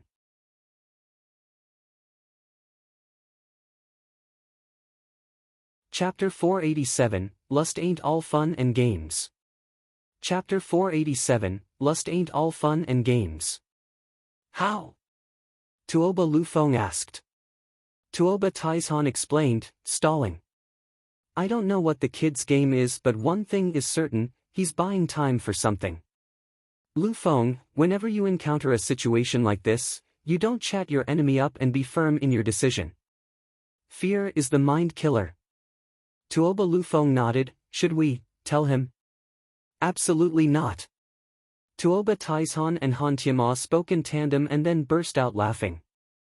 The others were clueless to the inside joke. From what they saw, the commander and imperial tutor were worried Tuoba Lufeng might spill the beans. All of them grumbled at the old foxes. Han Tianma said, Lufeng, what do you suppose will happen by going to Elder Lang and telling him he's stupid to his face? I'll be ground to a pulp. Tuoba Lufeng said, puzzled. Han Tianma added, and that's the truth of it. The elders are selfish, rash and on a high horse. Reminding them that they've been fooled again is the same as calling them dim-witted. They'll see the light all right, but only after taking your life. That being said, Zhuofan's one smooth talker, prepping Elder Lang in just a few short words to attack you if you ever try ruining his plan. Tuoba Lufeng was soaked in sweat, bowing many times in thanks. Tuoba Taishan said, "These three are foul men. They may be our helpers, but one should stay as far away as possible from them. The worse they are the better. Just look at Zhuofan making them suffer at every turn. Our great commander wants Zhuofan to take these foul bastards down a peg." They all sported a sneaky smile, like first-row seaters to a great show. They were even rooting for Zhuofan. "Marshal Zhua, hold nothing back, don't even show us respect. Waste he he he." Han Tianma shook his head at their stance. Anyways, back to the fight. The power couple versus Elder Shi was in progress. Qiu Yanhai and Xue Qingjian touched palms as they used the life and death art, gathering an incredible power in between. Not that Elder Shi had a mind to care, getting hot and bothered over Xue Qingjian's body. Even wiggling his eyebrows. Xue Qingjian batted her eyes in reply. Qiu Yanhai was outraged and with a swing of his arm, he shot the soul power attack. The white light warped the air as it shot for Obscene Snake's chest. Elder Shi was still grinning, surrounded now by snake images woven into a net. The white light stopped dead in its tracks and its power faded. It thinned down from a bowl-thick width all the way to that of a spear. Qiu Yanhai saw the snake sucking on his ray. He foolish juniors, peak radiant stage is worlds below ethereal stage. You use soul power, while ethereal stage can use their very soul. It's beyond your comprehension. Surrender if you know what's good for you. Obscene Snake laughed and resumed leering at Xue Qingjian's perfect form, especially you, my pretty, I'd hate to kill you. You'd make a much finer contribution as my disciple. What do you say? You dirty old man, she's my hag, so don't waste your friggin' breath. Qiu Yanhai blustered. Elder Shi waved a python at him.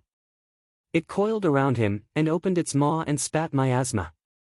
Qiu Yanhai's eyes grew hazy, making him lethargic. His mind started drifting. Old codger. Xue Qingjian shouted. Obscene Snake snickered, "Dearie, your old man is fine.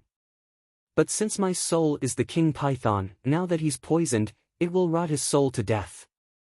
No one can save him." No! Xue Qingjian panicked. Obscene Snake curled his finger at her. "I can spare him, sure, but you have to become mine. So what do you say to coming over?" Xue Qingjian saw Qiu Yanhai in the clutches of the python and sighed, walking over to that wretched Obscene Snake. Jackal laughed, "One battle we've already won. When Fierce Tiger finishes that old guy, I will deal with you. I'll give you a taste of living hell, ha ha ha." Zhuofan opted for silence, his eyes focused on Xue Qingjian. "Come, my pretty, hi. As she got close, Obscene Snake yanked her into his embrace. Xue Qingjian struggled to shake him off, to no avail. Her eyes darted around, her voice soft and soothing, "Be gentle. You're hurting me. Bag of dead bones, let my hag go." Qiu Yanhai should have been put under from the python's poison.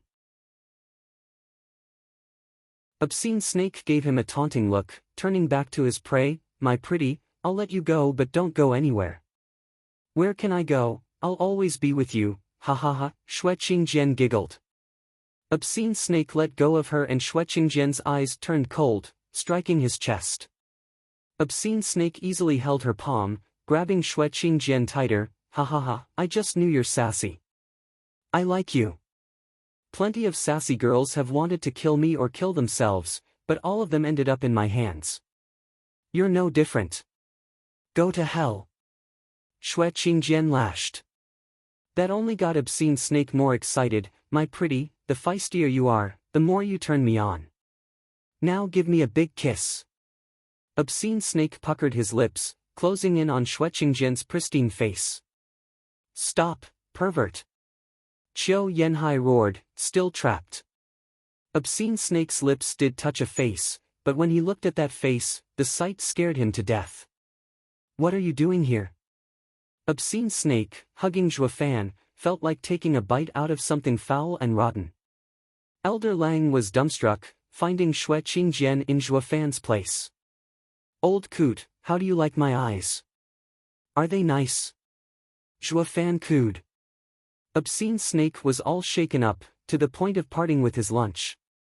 I'm here to kiss a hottie, not a guy. And you're asking me about your eyes? Shove off. Zhuofan was glued to him before Obscene Snake could shake him off. Zhuofan grabbed his head and stared into his eyes in a touching moment. Hey, are little old me's eyes pretty? You damn pervert, you like playing around, is it? See how I'll knock you dead. Obscene Snake roared, his rage breaking the vault of heaven, as if Zhuofan had killed his mama and then asked him if he liked it. Zhuofan stuck to him like a koala, his eyes flashing golden. They are pretty, you know, look closer. Look at your. Obscene Snake's head simply vanished. It was all part of Zhuofan's clever ploy. Xue Qingjian was the honeypot, then they'd use the old switcheroo to catch him on the wrong foot, or with the wrong beauty. All that was left was for Zhuofan to use that eye of his, void annihilation, and deprive the old man of the useless decoration on his shoulders. Blood spurted like a fountain and his body hit dirt.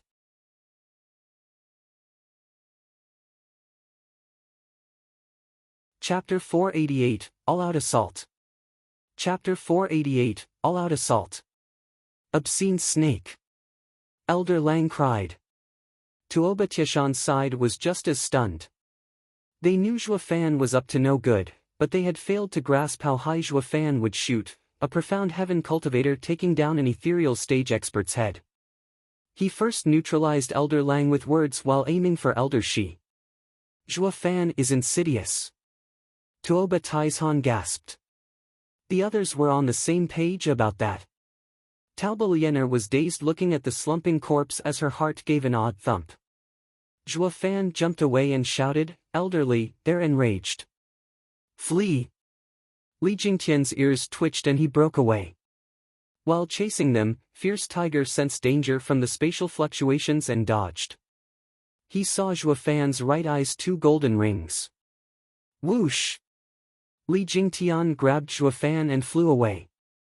With Obscene Snake losing his head, the python around Qiu Yanhai faded away. He rejoined Xue Qingjian and they were right behind Li Jingtian.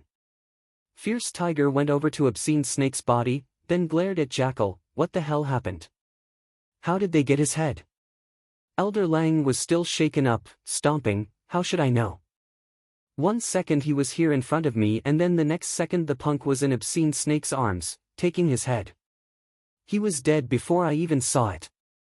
He got what he deserved, looking down on his enemy and going mad with lust. I've told him time and time again, lust ain't all fun and games. This is the result. Enough of your useless advice. It's all your fault for not having a hold on the brat. With a bellow, Obscene Snake's corpse flopped around and a brown python came out of it. It had cruel eyes, always hissing and equipped with a pair of poisonous fangs ready to tear its prey. That rotten bastard ruined my body. I will tear his soul and take his body as revenge.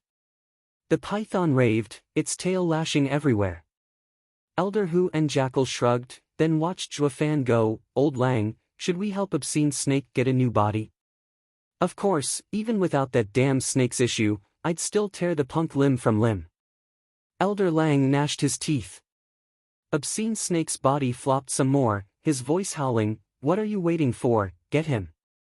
Without a body, I'm losing 1/10 of my strength every quarter of an hour. I need to get him fast. Why not just, pick anyone? Get yourself a body first and then we'll go. Fierce Tiger proposed. But Obscene Snake shook his huge head in anger, screw that, the kid ruined my body and it'll be his body that I'll have. Anything short will make me a laughingstock back at the sect. Like you aren't already a laughingstock. A grand ethereal stage expert got his head popped by a profound heaven pup is the joke of the millennium. Getting revenge won't ever change that. This damn snake is the shame of our beast-taming sect. Fierce Tiger and Jackal snickered inside. But as fellow sect members, letting the enemy just waltz away would throw them in the same boat. Without further ado, they chased, be it for the glory of their sect, or for personal vendetta, they went after the devilish Xuefan. 2 men and 1 snake soul flew away. Tuoba Taizhan grew heavy. These elders have been duped again. It's a lure. From Xuefan's movements, it's clear that this was premeditated. From the start he has targeted our aces, getting them out of the picture before letting the armies fight. But they're weaker in that regard. Tuoba Lufeng said. Tuoba Taizhan spoke with wisdom, the lesser of 2 evils. Their army may be on the disadvantage, but it is far better than letting the ethereal stage experts turn the battlefield into a killing field. That is to say, Xuefan has even more plans. Tuoba Taizhan drifted off with a frown. Han Qiamo exclaimed, Brother Taizhan, you mean Xuefan is not only luring them, but also going to trap them? Correct, to trap the elders, they have to be lured first. I fear that their fate is already sealed. Tuoba Taizhan sighed, they say not to push a cornered enemy. Yet these elders. But they're all in the ethereal stage, with anything beneath a 7th grade array turned moot, what kind of snare could hold them? Tuoba Lufeng asked. Tuoba Taizhan shook his head, Xuefan exceeds all expectations, with his countless tricks. Did any of us imagine he'd be ruining Elder Shi's body? Everyone faltered, recalling Elder Shi turning into a snake and his rage. Xuefan was outstanding in his skills and devices. Anything was possible with him around. Lord Father, what do we do? Help them. No. Tuoba Taizhan shot him down, better finish this war fast. Xuefan wants to end our experts then deal with us. Before he comes back, we will throw everything we have into Windgaze City. He will deal with the elders but I will take the city. It will be our victory. All-out assault. Capture Windgaze City. Tuoba Taizhan barked orders and his generals bowed, yes, Commander. Within 15 minutes the Chuanrong army was in formation, moving like a black swarm towards Windgaze City. The 8 wolf wardens led their divisions to lay a powerful siege. The 4 tigers of Tianyu turned to the 1,000,000 men behind them and sighed. 600,000 of them were veterans of Dugu army while the rest were draftees, no different from a rabble. The odds were way stacked against them yet they showed no concern, not when everything went according to a certain plan. Just like Marshall said, Tuoba Taizhan is out to end it fast. The 8 wolf wardens are all sent into battle too, an all-out assault. Dugu Feng smiled. Dugu Lin nodded and turned to the grumbling Dugu Hua, since we'll be the bait, not worthy of our skills, third brother sure is sour, ha ha ha. When has it ever been like this? We're about to go to war with the enemy commander yet we can't even take a swing. Marshall is so unfair.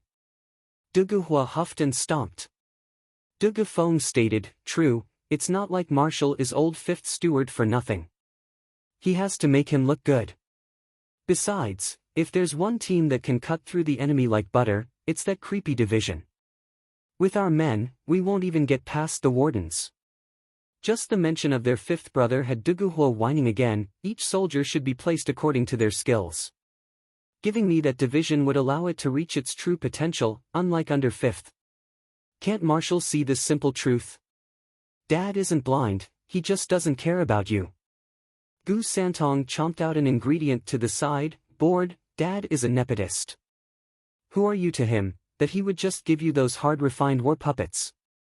Dugu Hua didn't take it well, Gu Santong, are you any different? You're his son, tough and strong. So why is it that he chose the elders over you in dealing with those ethereal stage experts? Because you're that much of a burden. Dad asked me to look after you. Never to leave you out of my sight, afraid that you worthless generals need babysitting.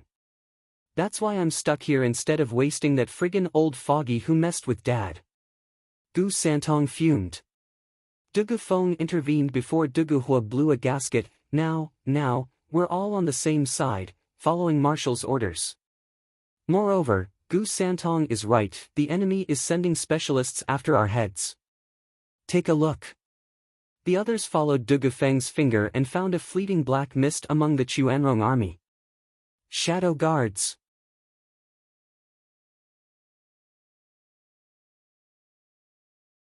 Chapter 489, Assault. Chapter 489, Assault. With the Shadow Guards so close, the others mustn't be far behind. Dugufeng stood up and shouted, "Prepare for battle. Sir Gu Santong, please provide assistance." Gu Santong nodded, munching on his herb. "That's what Dad told me anyway." Dugufeng turned stern and the four brothers led their divisions out of the city. This imbalanced battle made even these seasoned tigers feel the pressure. Tuoba Lufeng was acting as the stand-in commander, directing the wolf wardens when he noticed the million men and tigers coming out.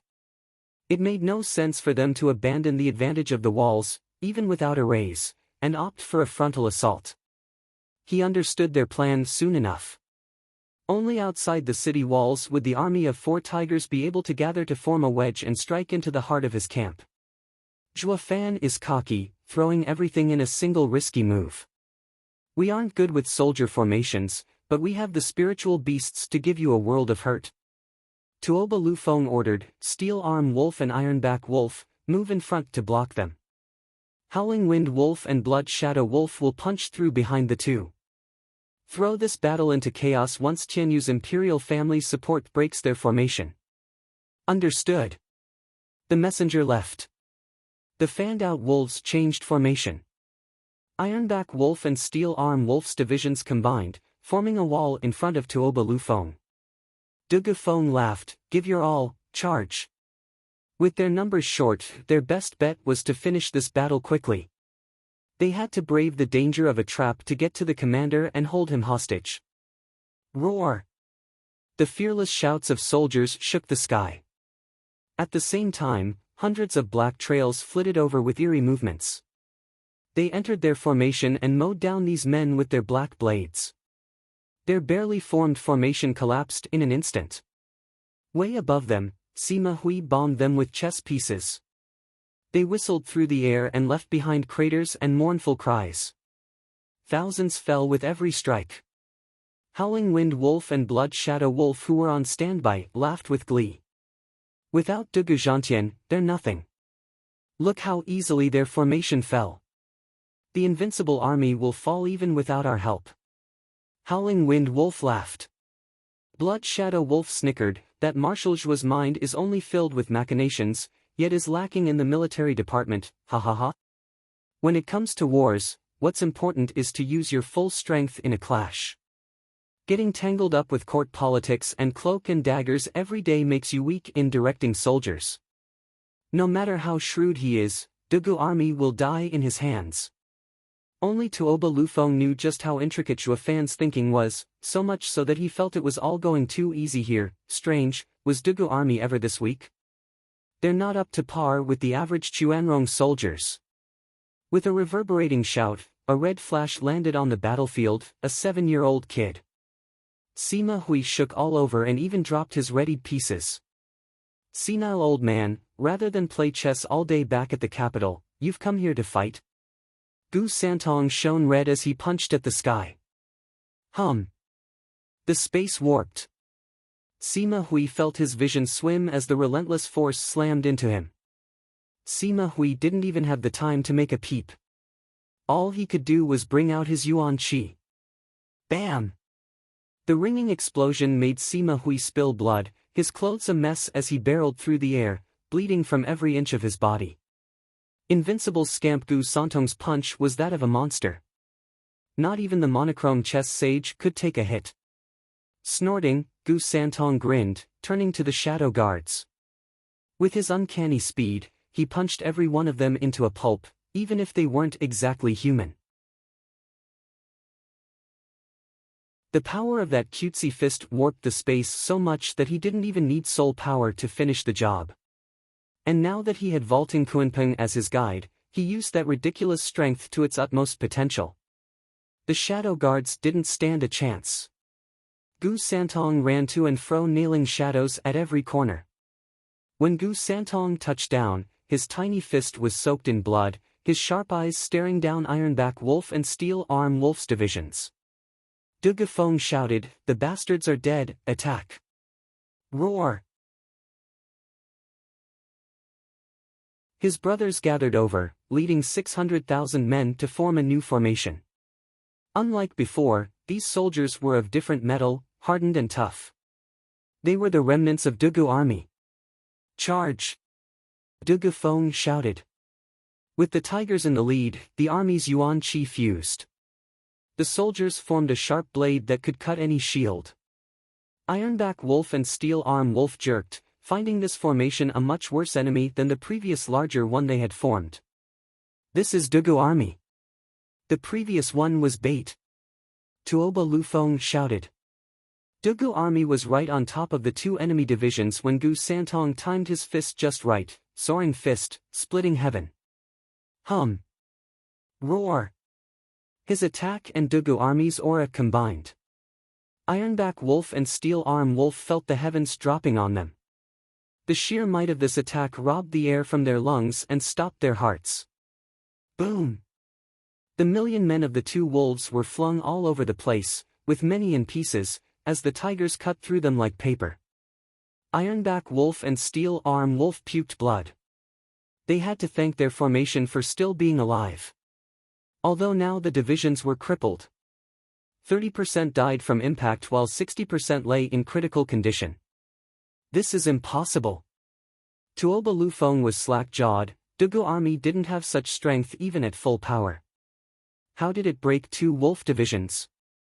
Tuoba Lufeng glanced at the flying kid and gulped, "I invincible scamp Gu Santong. He alone broke 1,000,000 soldiers. Someone call the experts to get rid of the kid or we're finished." Tuoba Lufeng ordered. The four tigers were too close though, coming up on Blood Shadow Wolf and Howling Wind Wolf's divisions. Gu Santong was flying in circles overhead. The two wolves gulped, paling from fear. No matter how strong they were in the past, Dugu army was never such a freak. Not a minute ago they had mocked Shuafan's military ignorance, being only good at schemes. How ironic that a scheme was what had two divisions routed. The tigers would need but moments to charge through to their young commander and run them over. As for stopping them, well, they didn't even dream of it. They were attack divisions, best used while the enemy was busy pushing back Steel Arm Wolf and Ironback Wolf. They weren't built for defense. It was then that 3 men flew over before Gu Santong.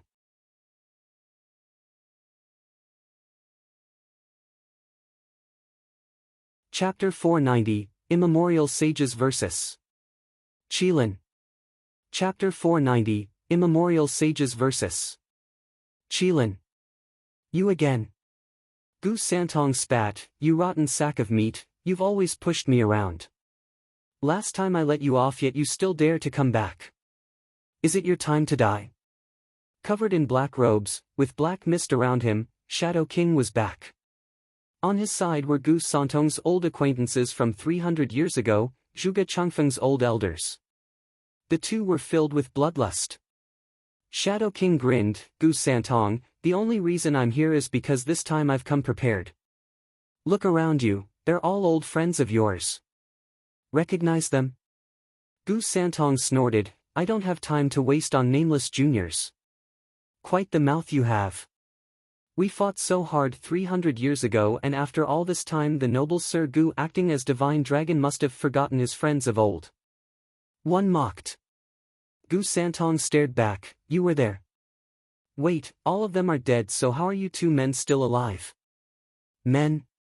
Shadow King's hatred burned hotter, "Since you forgot, allow me to refresh your memory. These two fought alongside me back then and faked death when the moment was right. Why else would you still have the gall to saunter all over the place?" Shadow King's anger targeted these two sages. The two were bashful, sighing, "Shadow King, our team of 3 hadn't formed yet. Showing up would have only worked against us.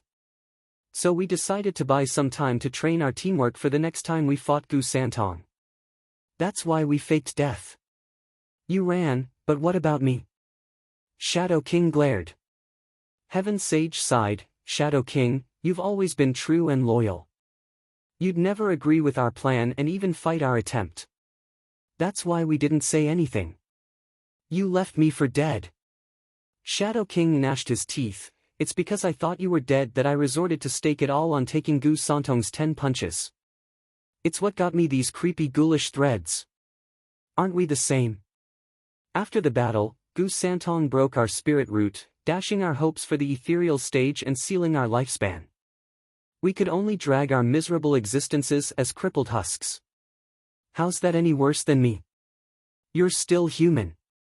As a spirit puppet, I am stuck at the same spot, forever. I even have to eat souls to survive, for crying out loud. I'm neither man nor shade, but an abomination. Shadow King and the sages were digging up ancient history, and any baggage it carried. Gu Santong just stood there with a frown as he considered the two's past. Tuoba Lufeng was fuming below, wishing for nothing more than to go up there and slap some sense into them. You're here as backup, not to quarrel. Is this how Tianyu's experts act? Have some sense of duty, for God's sake. By the time you finish your spat, my men will be gone. Gu Santong had heard enough to ring some bells. Oh. You're not dead. There's still some lively ones from back then. How embarrassing. And you even faked death. That's the same as duping me. You 3 rotten cheaters deserve nothing but death. The 3 turned to the kid, now dawning on them why they were here in the first place, and their faces sank. Heaven and earth sages, let's leave the rancor for now and get back to our mission. It's time we end what we started 300 years ago. Shadow King squinted. The 2 nodded. Our teamwork is perfect and the kid will make a perfect target. Gu Santong grinned. I had wiped the floor with you then, and I'll do the same to you now. He, who knows? As they say, time changes everything. And we had 3 centuries on our side to prepare for the day we'll crush you. We've trained our teamwork for this moment. Heaven Sage exploded with power, releasing blinding light. While Earth Sage turned into a black light, the opposite, and gave off an eerie and dangerous vibe. Under shocked gazes, the 2 lights blended together, forming a huge spinning taiji. Gu Santong's instinct told him something was off about that sucking circle. The 2 had yet to finish their combo and he was already feeling danger. The 2 actually have an ace. Dad said the first to strike has the advantage. I'll break their move before they complete it. Gu Santong's fist glowed red and he punched. The 2 sages only reached out and the 2 lights formed a vortex, blocking the attack. Gu Santong's attack faded away, chipping away at its power. My punch. Gu Santong widened his eyes. Heaven Sage laughed. The great invincible scamp Gu Santong actually struck first. So you do sense you're no match for us. Why else would you do it? As if, I just got tired of your prattle. Gu Santong stuck his chin out and barked, I'll send you 3 to the hereafter just like I did 300 years ago. Humph, angry about being found out. The 2 sages sneered, sending the black and white vortex at Gu Santong. Gu Santong jerked, finding the attack was already upon him. The vortex turned into black and white chains, tightening around him. The chains were weird to be able to withstand his strength. No amount of struggle helped. Heaven Sage grinned, save it. Our yin-yang chains use the breath of the world feeding into each other and are tied to the world itself. Nothing will ever get out of them, unless you can break the world, ha ha ha. The other 2 laughed at Gu Santong's expense. The prick's day had finally come. We're finally free of that insufferable torment, ha ha ha. Their minds drifted out to all kinds of regrets Gu Santong was having. When the kid burned red and bellowed, I am soaring Qilin, tearing the world couldn't be easier. Roar! Gu Santong's roar shook the heavens, origin form, Qilin. Gu Santong exploded in a scarlet light and his tiny and adorable face warped. His arms grew, scales covered his skin and his power multiplied. Gu Santong turned from a cute child into a sacred beast. Even when chained, his aura drove fear into the sages. For God's sake, he's a freak through and through. Heaven Sage gasped as the beast's every movement contained unmeasurable power, snapping a chain every time. The entire battlefield was shell-shocked while looking at the beast. Zhuo Fan's son, the one who wrecked Tianyu centuries ago, invincible scamp Gu Santong, was in fact a wild beast.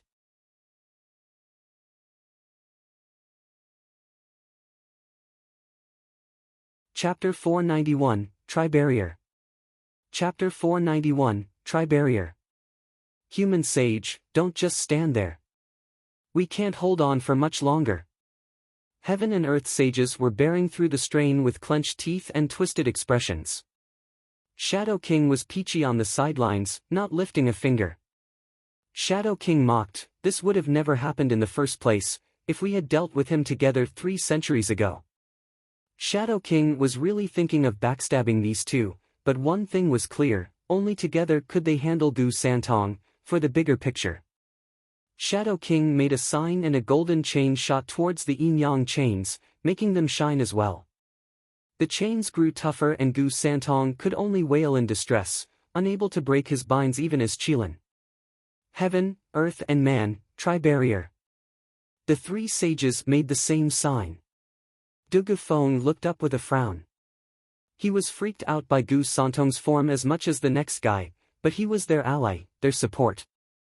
With Gu Santong sealed up, his army's wings were cut off. Charging forward now would only net them heavy casualties. Howling Wind Wolf and Blood Shadow Wolf perked up. Gu Santong's loss was their gain. With their numerical advantage, they could easily hold the 600,000 Dugu army back. Come, 4 tigers of Tianyu. Blood Shadow Wolf laughed. Du Gufeng shouted, Howling Wind Wolf, Blood Shadow Wolf, get on the damn side. Make me. Howling Wind Wolf and Blood Shadow Wolf bit back. Boom. The 2 armies ran into each other, but without their buff, Dugu army's advance fell. Though not to a complete halt. Their formation gave them enough strength to push on against the fierce opposition. The enemy fell back 1 step at a time, getting on the brink of collapsing. The wolves were amazed by how just half of Dugu army could wield so much power as to push their 1,000,000 men back. They were this close to crumbling and letting them have a clear way for the leader. It was then that a piercing cry resounded. Du Gufeng watched the sky fill with thousands of golden arrows, falling down like rain. It's sky-piercing wolf's division. Du Gufeng cried, change formation. Shields up, mountain formation. Whoosh! Dugu army halted and took a defensive stance. Their yuan qi turned into an impenetrable wall. Just in time to welcome the rain of arrows clanking on their shields. Howling Wind Wolf and Blood Shadow Wolf's morale lifted. Zhebi was timely with his aid. Divine archers, get ready for another volley. Zhebi ordered and his men opened the floodgates. Dugu army could only duck under their shields and hold on against the constant hammering. When the attack finally let up, Dugu army found Howling Wind Wolf and Blood Shadow Wolf teaming up with Sky-Piercing Wolf, by surrounding them. Advancing now was out of the question. Du Gufeng sighed, the risk was high with this move. It was either win or lose. Flanked as we are, this is where we will meet our end. Brother, what do we do? Du Gulin asked. Du Gufeng shook his head, our task is done. We just have to hold our ground and keep their men busy. That is the role of bait. 5th holds the true force. Du Gufeng looked towards Tuoba Tieshan's tent with a smile. In Wingay's city, the house lords were watching Dugu army get pinned down, Gu Santong bound and were worried with anxiety. Pavilion Lord Long, what do we do? We have to save them or everyone in the city will die. Grandmother said. Long Yifi sighed, and how do you suppose we do that? Get Gu Santong freed up. We don't have the manpower. Support the army. How do we do that, when we've always operated alone? We will be stuck there with them. All we can do is wait for Zhuo Fan. The others sighed. Xia Xiaofeng shook his head, did we ever stop to think the day would come when we, the mighty leaders of 7 houses, of boundless prestige, will end up so powerless? We are reduced to nothing more than spectators in the battle that will decide our fates. Ha ha ha, now I see just how weak the house lords really are. The others echoed his sentiment with a strained chuckle. On Li Jingtian's side, the elders were running for their lives. Steward Zhua, they don't seem to be buying it. Maybe they don't care about us and are now slaughtering Windgaze City. No. Zhua Fan was resolute. I broke his meat suit and the guy must be boiling mad. The other two will be with him for appearance's sake, to save their names. They're overconfident in their ethereal stage power, thinking in their thick heads that revenge couldn't be easier. They'll never go with feints to draw us out by attacking Windgaze City. It's too much of a pain when they don't have to. Qiu Yanhai grumbled, Steward Zhua, next time if a twisted trick like honey trap comes to your mind, could you please leave my biddy out of it? Ha ha ha, you think I wanted to do that? She's a victim of circumstances. Zhua Fan said, the plan was to draw the experts away by pissing them off and give the 4 tigers of Tianyu some breathing room. As to how we go about doing that, it all came down to the adversary. It's not my fault that a pervert showed up, even kissing me with that foul mouth of his. So why are you so upset? No one touched your biddy. In fact, I'm the victim here. The others laughed. Qiu Yanhai bowed, many thanks, Steward Zhua, for saving my biddy. That's what teammates do. Don't mind it, Elder Qiu, ha ha ha, Zhua Fan waved him off. A bellow came from behind them, you rotten son of a bitch, don't move a muscle. I'll flay you alive, burn your soul and take that meat sack for my own. Turning around, they found 2 men and 1 python coming over at full speed. Li Jingtian turned to Zhua Fan. The steward looked below and pointed at a valley, that's where we land, elderly, someone's expecting us. Sure thing. Li Jingtian nodded and flew with the couple behind him. The 4 of them landed in this picturesque landscape, surrounded by mountains on all sides. The blissful sound of a stream and the forest animals made it paradise. The 3 ethereal stage experts touched down as well. Obscene Snake snorted, an ethereal stage cultivator, some radiant stage experts and a puny profound heaven cultivator think of running from us? Well, think again. Who said we're running? Think we're scared, is that it? Zhua Fan mocked with an obnoxious tone, we just recalled that we had prior engagements and had to visit some friends. What are you doing coming with us? Hi, cut the bull. Talk trash all you want, but at the end of the day, I'll peel your skin and wear you like a suit. Back up a little, Zhua Fan cut him off and sneered, here I thought only the white-mustached Foggy was slow, but now it seems you aren't so bright yourself. How would you look if you wore me without skin? Didn't think of that, did you? Ugh! The python burned with fury, looking lost all over the place. He was only spitting insults, not minding the contradictions. What would I ever do with a skinned body?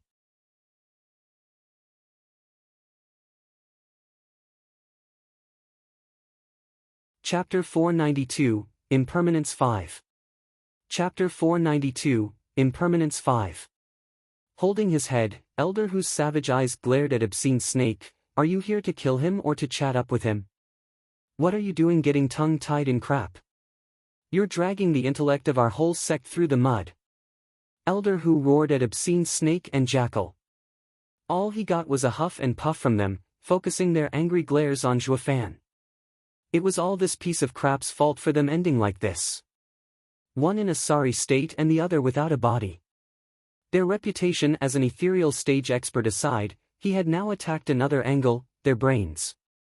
Obscene Snake snarled, rotten punk, I will crack your skin, take your bones and torture you, I'll make you suffer until you beg for death. Did you give up on possessing me? Zhua Fan grinned. Obscene Snake's tail was whistling in rage, none of your goddamn business. Just remember, I will make your life a living hell. You will live a long and painful life, hi.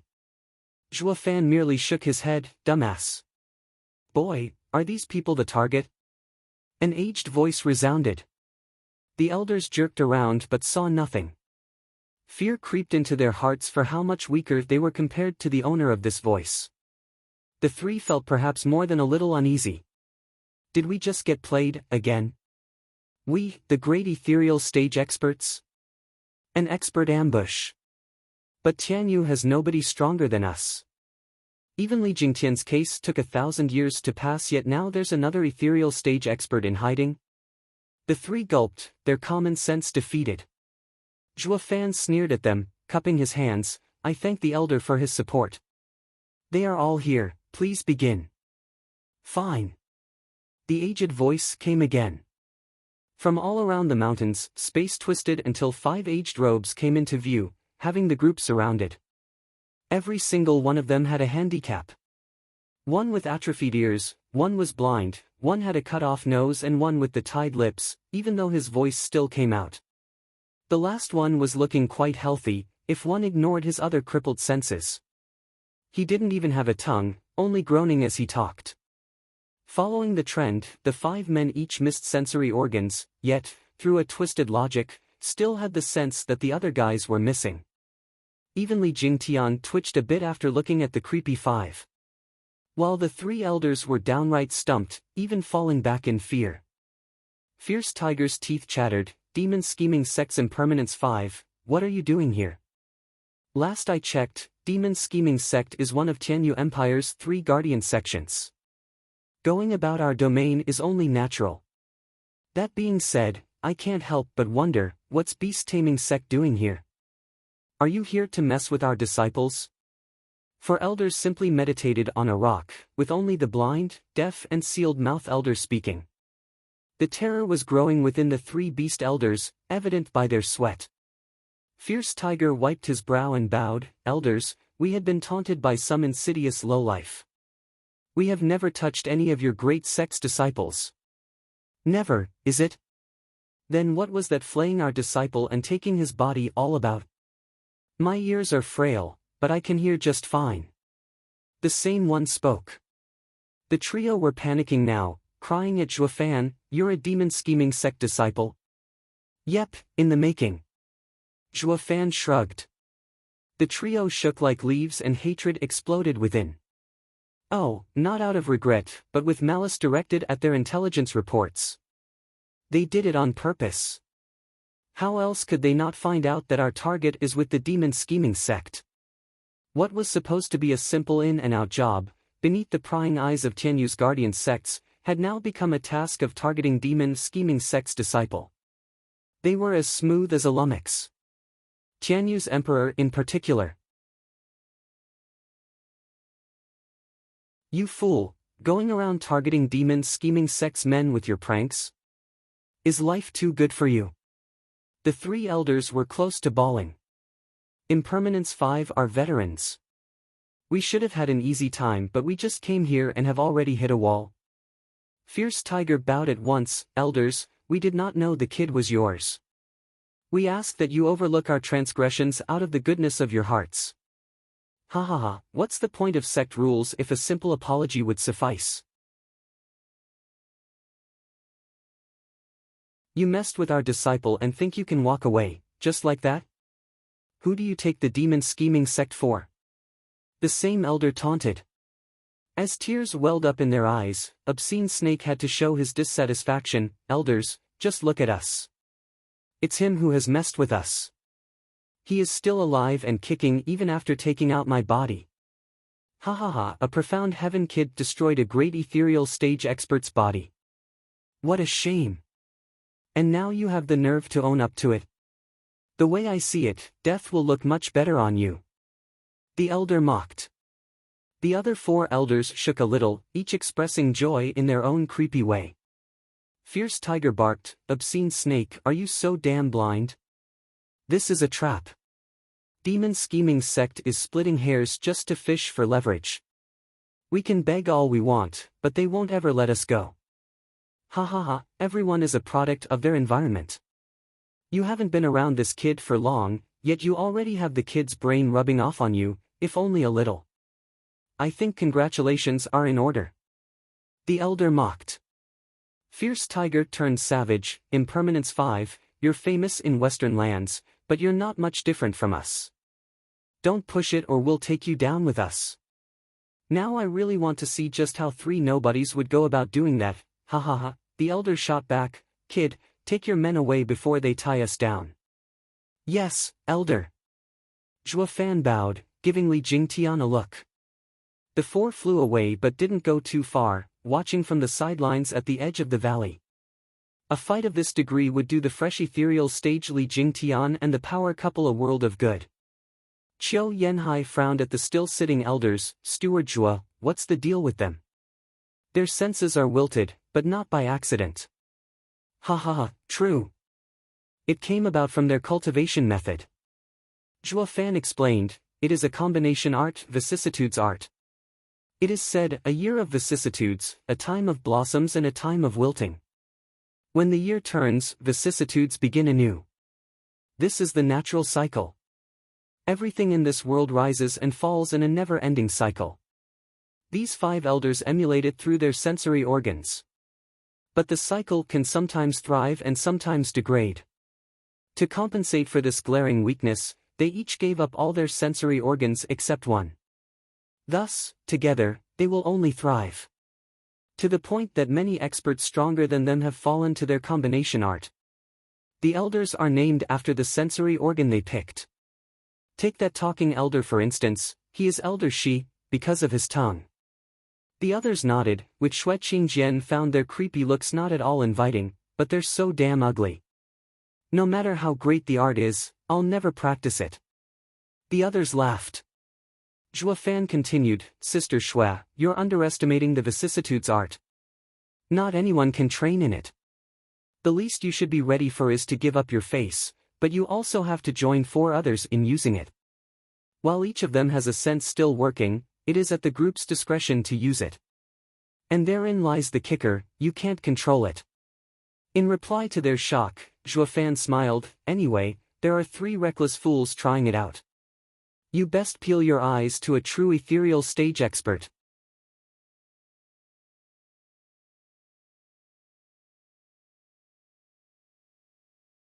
Chapter 493, Extreme Might. Chapter 493, Extreme Might.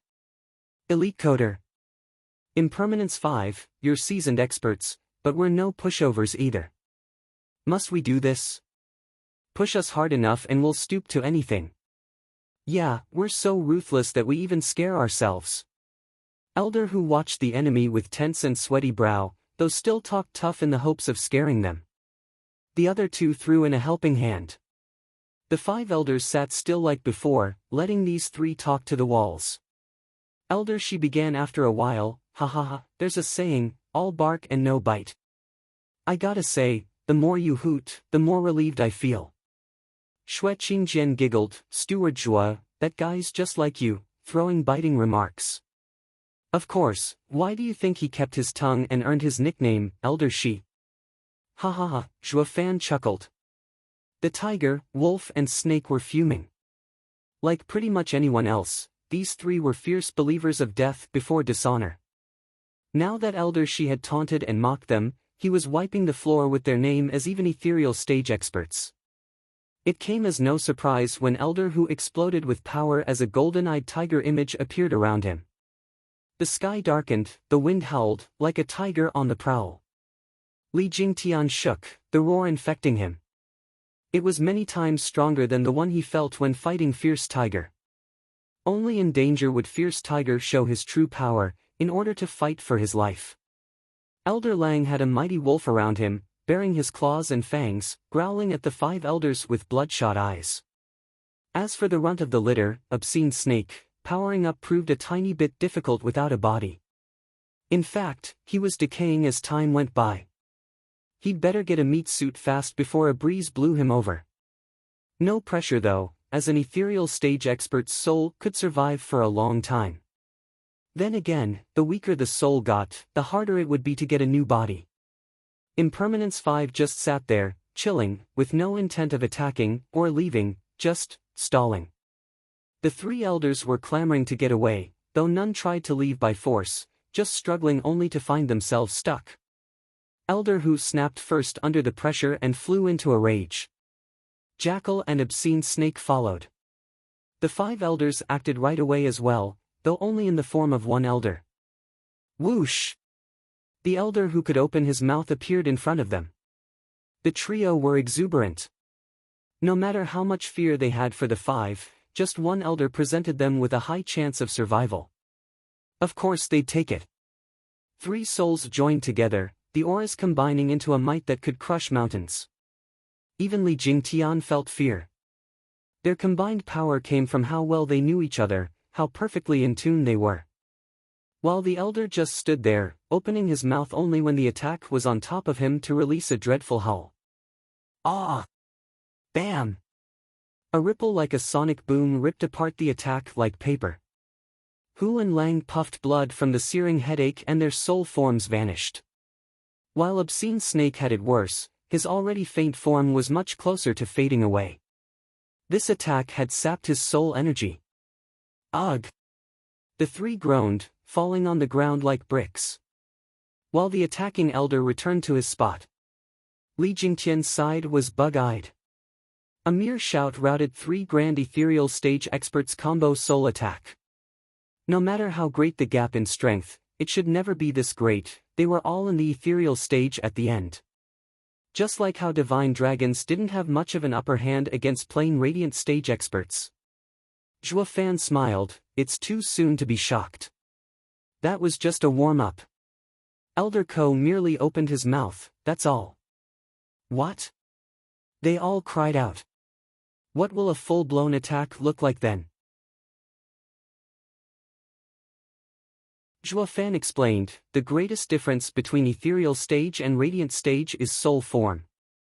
They all rely on their souls. Using anything less means sparring. What Elder Ko used was the power of the vicissitudes art trained to its peak, a skill called Demon Echo. The others are no different. Elder Shi's beguiling, Elder Yan's deluding sight, Elder Air's omnipresent hearing, Elder Bai's uncanny smell, each of them is just as amazing. Together, they cover their glaring weaknesses, never waning and ever thriving, flawless.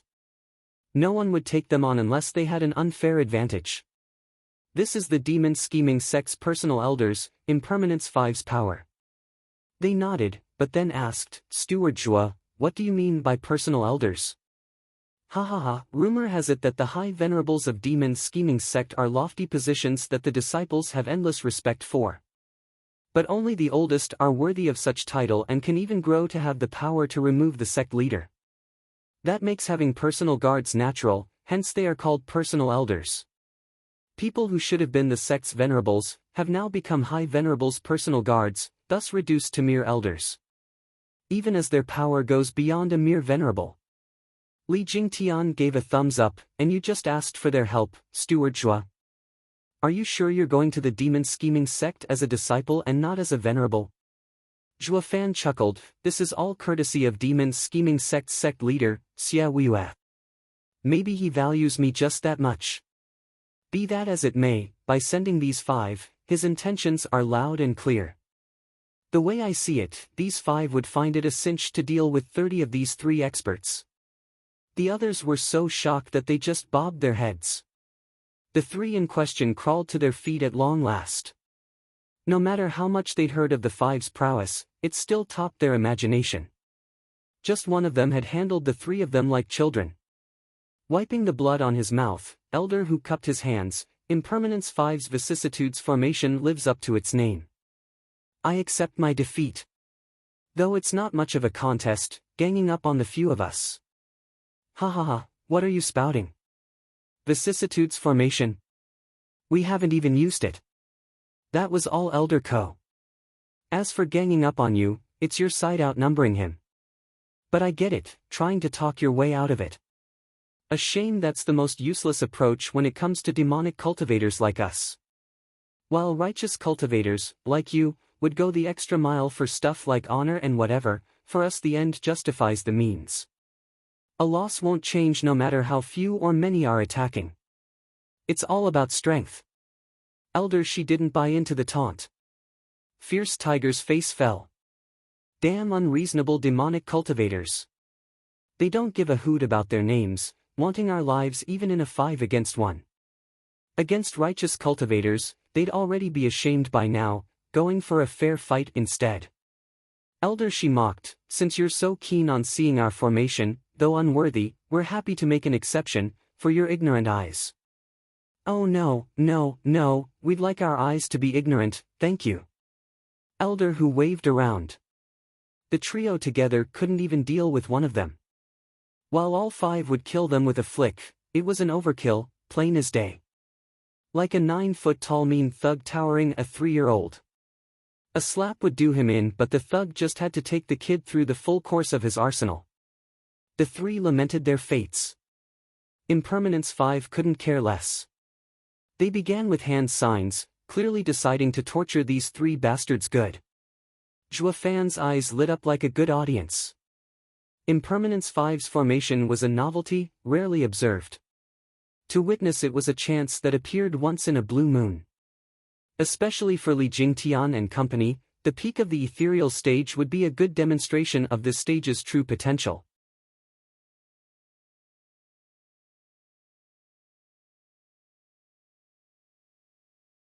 Chapter 494, Soul Form. Chapter 494, Soul Form. Ripples came out of the five elders one after the other, and the sky above them turned a bright green. It enveloped the whole valley, just like a barrier. The beast elders were tense and scared. It was Elder who decided to act and bellowed as he rushed to the skies to leave this damn place. 3 meters, that was how far he got. Green light flashed on him and held him steady. Fierce Tiger was aware of his predicament and unleashed every ounce of power in his being. With a roar, a golden tiger came out of him, soaring away. Elder who, don't you want your body? Elder Lang cried. All that work pumping iron to get to this stage. It was a shame just letting it go. And now he'd have to do it all over again with his next body. So despite his love for the chiseled body, desperate times called for desperate measures. While Elder whose mind was set, using his body as a lure to get his soul to survive, Elder Lang was overcome by mixed emotions. Fierce Tiger never gave them a hint of his plan and just left them there. The five were sure to address this oversight the second time. Elder who was the sole exception. Who could blame him? Any attempt to let his pals in on his plan would be foiled. Omnipresent hearing was just that amazing, picking up the tiniest sounds, even transmission. Not that Elder Lang knew any of this. As for Obscene Snake, he was outraged. Since this plan would never have worked for him in the first place.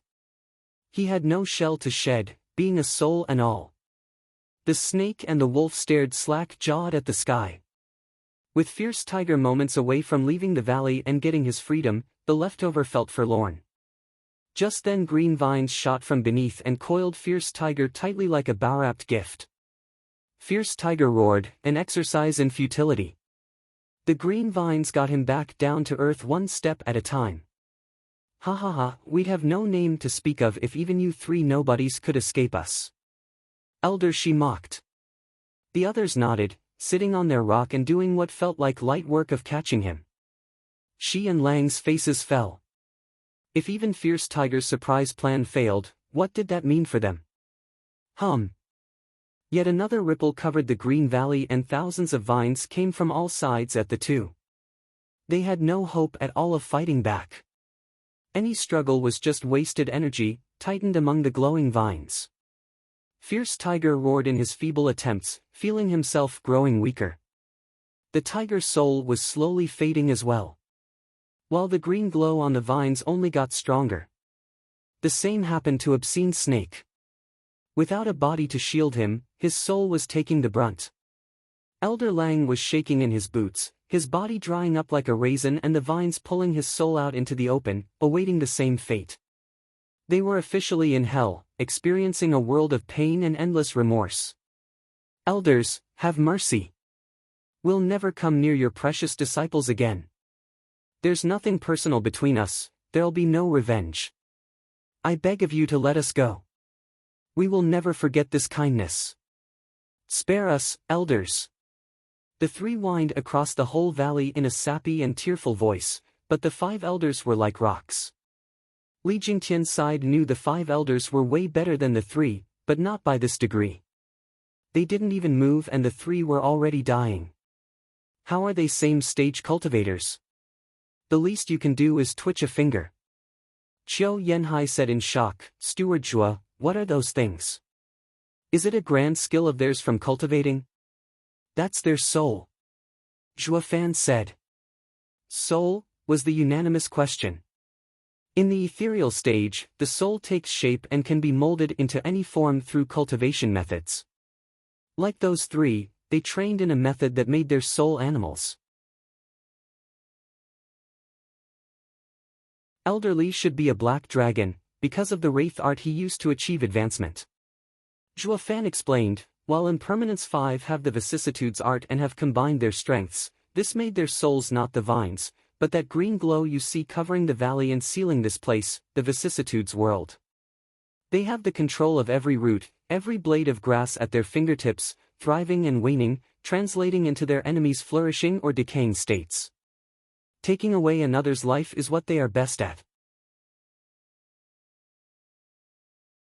With this lesson and practical demonstration, they came to the obvious conclusion that in the ethereal stage, the soul's strength ultimately decides victory. Xue Qingjian said, Steward Zhua, what about mine and Geezer's souls, what will they be like? Zhua Fan surmised, Sister Xue and Elder Qiu train in fire and water arts, so you ought to become fire and water, in constant growth. Better than those three. Xue Qingjian lit up. Zhua Fan shook his head, it means no set form, like an illusion. Though I can't say for sure. We'll just have to see it first. If those three animals were tough, they'd be breaking away by now. The soul can take any shape in the ethereal stage, each with its own advantage, all depending on their cultivation. They all nodded. The three soul beasts' pleadings stopped at last, their voices cut. It was now a matter of time before their souls died.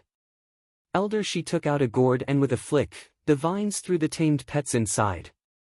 Putting the cork on, Elder She stashed the gourd and the green glow faded with another sign from the 5 elders. Zhua Fan and the others went to them and bowed, thank you for everything, elders. However, I didn't understand something. Why did you let them live as prisoners? Ha ha ha, this is a sect matter, Junior. Killing them is easy, as well as missing out on a huge harvest. We'd rather take them to the sect leader first and let him decide their fate. Elder She spoke. Zhua Fan nodded, Xie Weiyue wants to stir things up I see, and to take it out on beast-taming sect. I reckon he'll reap a plenty. What will that make of the elders' support, him helping me or me helping him? Elder She looked hard at Zhua Fan and nodded, you've got quite the brain, Junior. I see why the sect leader likes you and sent us over. Though keep it in mind to show him some courtesy. Sect leader is no saint either. Thank you for the reminder. I will keep that in mind. Zhua Fan bowed. The elders nodded, since that is all, we'll be returning. I will handle the rest. Thank you for all you have done, elders. Zhua Fan bowed and they flew away. Li Jingtian muttered, nice guys, those seniors, unlike any demonic cultivator I've ever seen. There are plenty of freaks of nature around, but that doesn't mean they're all savage and twisted. Many just walk their own path and care not for others. Because of this, they're lumped in with demonic cultivators. These 5 hardly talk with anyone else beside themselves. Their shrewdness isn't too sharp. They're the closest thing to a saint, as far as demonic cultivators go. Zhua Fan explained. He looked towards Windgaze City and shouted, now we just have to win this battle and everything will fall in place.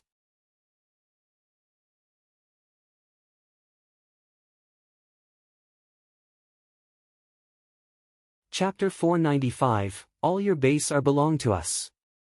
Chapter 495, All your base are belong to us. On the battlefield, the elite remnants of Dugu army with its tigers were going all out to hold back 3 wolf wardens and their massive army of 1,000,000 men. Blood Shadow Wolf snickered and shouted, Tigers, you have my full respect for your valor and for not losing your head in panic. In my name as Blood Shadow Wolf, I promise the commander will take you in. Just surrender. Dream on, we are Dugu army's 4 tiger generals. We don't surrender to the likes of savages. Dugufeng snorted. Howling Wind Wolf mocked, your lord threw you to the wolves, so why do you still insist on fighting? Our commander cherishes talent. Join us and your army with you at its helm will win us all the battles, your future will be glorious. Why must you throw it all away?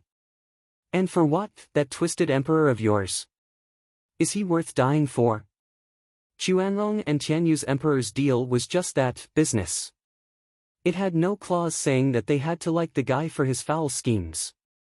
It worked against him in fact, making them admire Dugu army's valor instead. It went without saying, when the situation called for it, the Chuanlong army would rather flip these intrepid warriors to their side. A shame that the one thing standing in their way was the same element that had made the Dugu army invincible for all these years, their resolve and undying loyalty. Marshall had fallen at the emperor's underhanded attack, but if there was one thing these men couldn't do, it was to become traitors. Howling Wind Wolf, Blood Shadow Wolf, save your breath. We will defend our home and every soul in it, to our dying breaths. Tianyu isn't the land, it is its people. Dugufeng shouted. Dugu army echoed his will. Even when surrounded, they held strong, like true warriors. The three wolves nodded. Such fine men, a darn shame too. The wolves gave the signal. Sky-piercing wolf shouted, for tigers of Tianyu, today is the day we'll end you and give you a proper burial. Much appreciated, ha ha ha, Dugufeng laughed. They were mere bait in this battle, but with death lurking at every turn, the brothers had made peace with it. The wolves were hesitating. Fighting their rivals for so many years got them to understand their character. But a soldier's duty was above sympathy and individual will, and they had to cut down their enemies without remorse. Crush them. The wolves ordered while the four tigers of Tianyu got ready for a three-pronged assault. The heavy and heroic mood broke suddenly due to a wail in the forest. The flames reached the heavens. The wolves cried, it's the commanding tent. An ambush. Ha ha ha, fifth brother made his move. Dugufeng laughed. The wolves shouted, you had someone go after our base? Your entire army is trapped, what other men are there to make a sudden strike? He, never saw that coming, did you? We have one more division, led by the 5th Tiger of Tianyu, the Flying Tiger Army. We're just bait. Marshall figured out that you're out for a quick strike, going all out. So we baited you and you bought it, leaving the 5th brother free to attack your commanding tent. To capture an enemy, first take their head, ha ha ha. Dugufeng laughed and the wolves exploded in rage. The full might of the 8 wolf wardens was here, leaving the commanding tent in solitude and defenseless. Going where the fire burned hottest, Luo Yunhai led his steel war puppets, cutting through the remnants like butter. With their capacity as freaks, Luo Yunhai found that a formation at this point was overkill. Charging was enough to mow the enemy down. They were an unstoppable killing machine. Luo Yunhai wasn't quite happy though.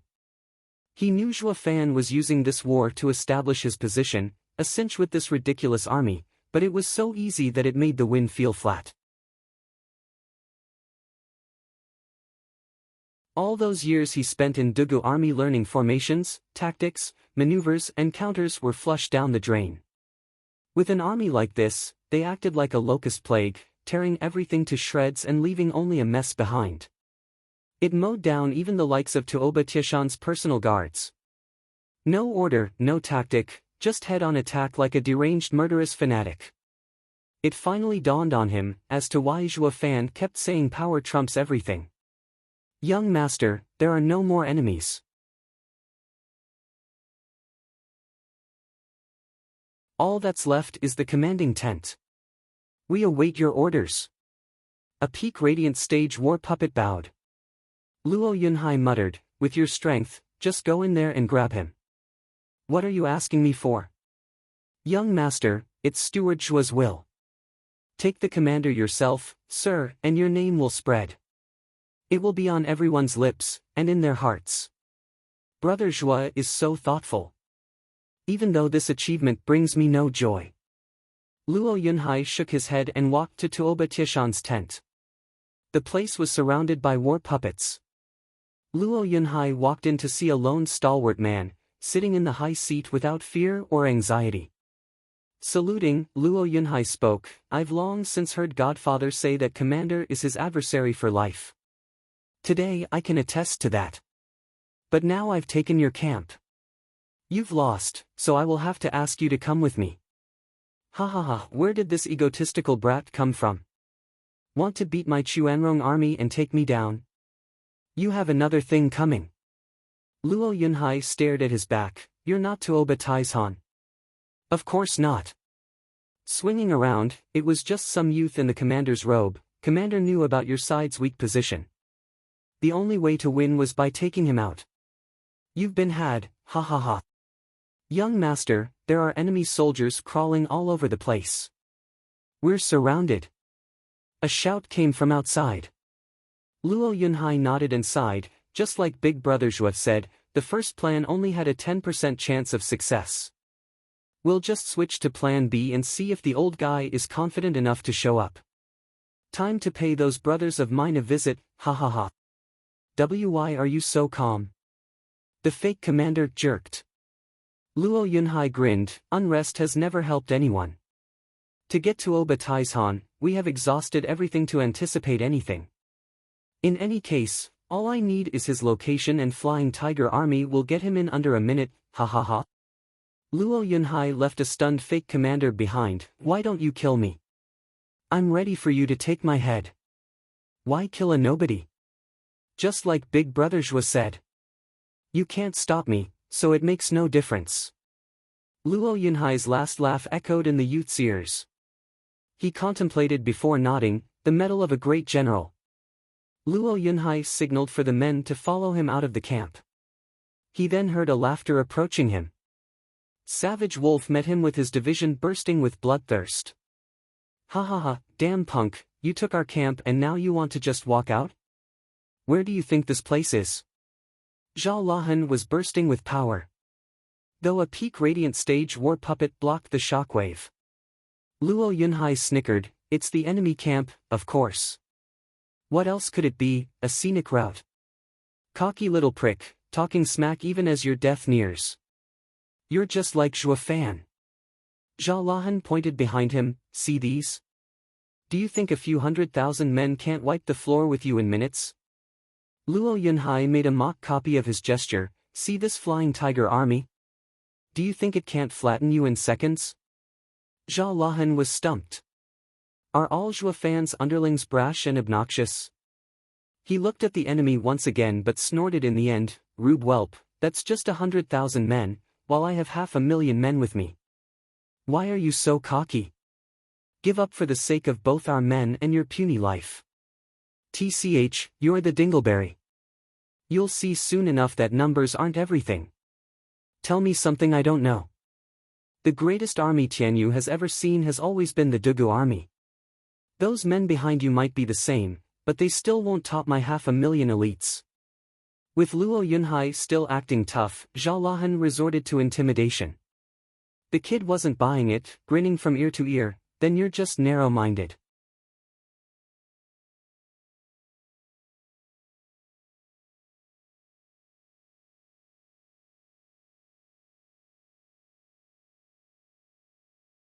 Zhao Lahan sped like a wild beast, an exercise in futility against radiant stage experts.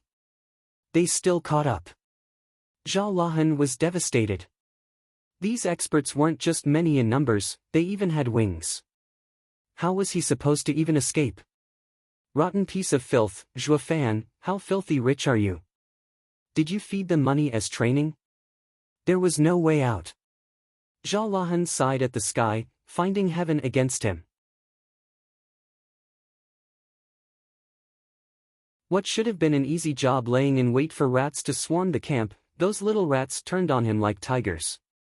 Now he'd be chewed down to nothing. He should have let someone else take this job. Hindsight never was much help to anyone, not in his position at least. All that was left for him was to go down in a blaze of glory. Zhao Lahan exploded with power. "I am one of the 8 wolf wardens, my strength divine, tearing at spiritual beasts for as long as I can remember and the best warrior in Chuanrong. Come and get me." His audience chuckled with a playful look. Zhuo Fan had refined these war puppets. Besides the soul, every single cell had gone through inhuman refining. Let's see you tear steel. One war puppet shot towards him. Zhao Lahan grabbed him and pulled. Crack! The snapping of bones was music to his ears. When teammates saw one of them getting torn apart, they'd be wrecked with fear thinking they'd be next. No matter how many they were, the panic would leave room for error and a way out. But his smile was short-lived, disillusioned with his plan. His arms hung powerless from his shoulders. That snapping sound had come from his arms. Zhao Lahan watched him with shock. Dude, you're a body cultivating expert? Never done it in my life. This steel body is courtesy of Steward Zhua, to all of us. All that raw power won't do you good here. You won't be tearing anything, he laughed. Zhao Lahan was dumbstruck, watching the 100 men with an ashen face. The Grand Numero Uno Chuanrong warrior just got kicked 100 paces back in Tianyu, scratch that, 100,000. Zhao Lahan made such a funny face, like a kicked puppy. Is Luo clan a realm of freaks? Why are you all so damn abnormal? The others laughed in pride. It was finally their turn to mess with others. This is the feeling of strength. They sealed Zhao Lahan's cultivation, making him captive. Back at the battlefield, the three wolves watched their camp with worry. The wails and cries weren't helping either. Though it did bring a smile to the tigers. Howling Wind Wolf, leave it to us and go save Commander. Zhe said. Howling Wind Wolf nodded, just as he heard Dugu Feng's mockery, too little too late. But by all means, go for it, you'll just find your dear Commander Taoba in Fifth's chains. You'll only be making it easier for us, going there to surrender. This battle is our win. Don't bet on it. The wolves turned towards the voice in shock. The commander. Men made way for the incoming Slaughter Wolf's division. Next to him was a man in a deputy's clothes. Taking off his helmet, the Grand Commander of the Chuanrong army revealed his location. Around him were Taoba Liener and his guards. Tuoba Taishan, so that's where you are. Dugu Feng cried. Tuoba Taishan nodded in pride. I've studied Zhuo Fan's style and know he is good at using tricks. And since you're at a disadvantage, the only way to win is by taking the head. That being said, I laid an ambush in my place at the camp. And just like I figured, you went for it.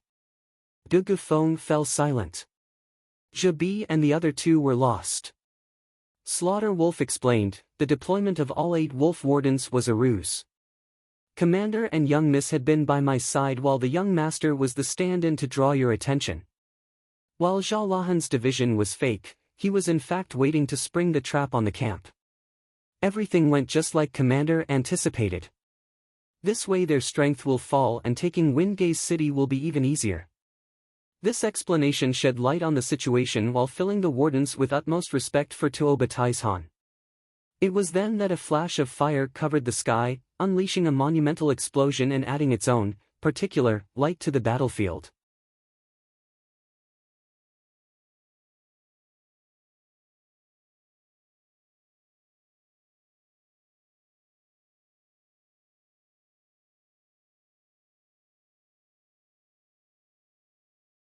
Tuoba Taishan was speechless, his mind a wreck.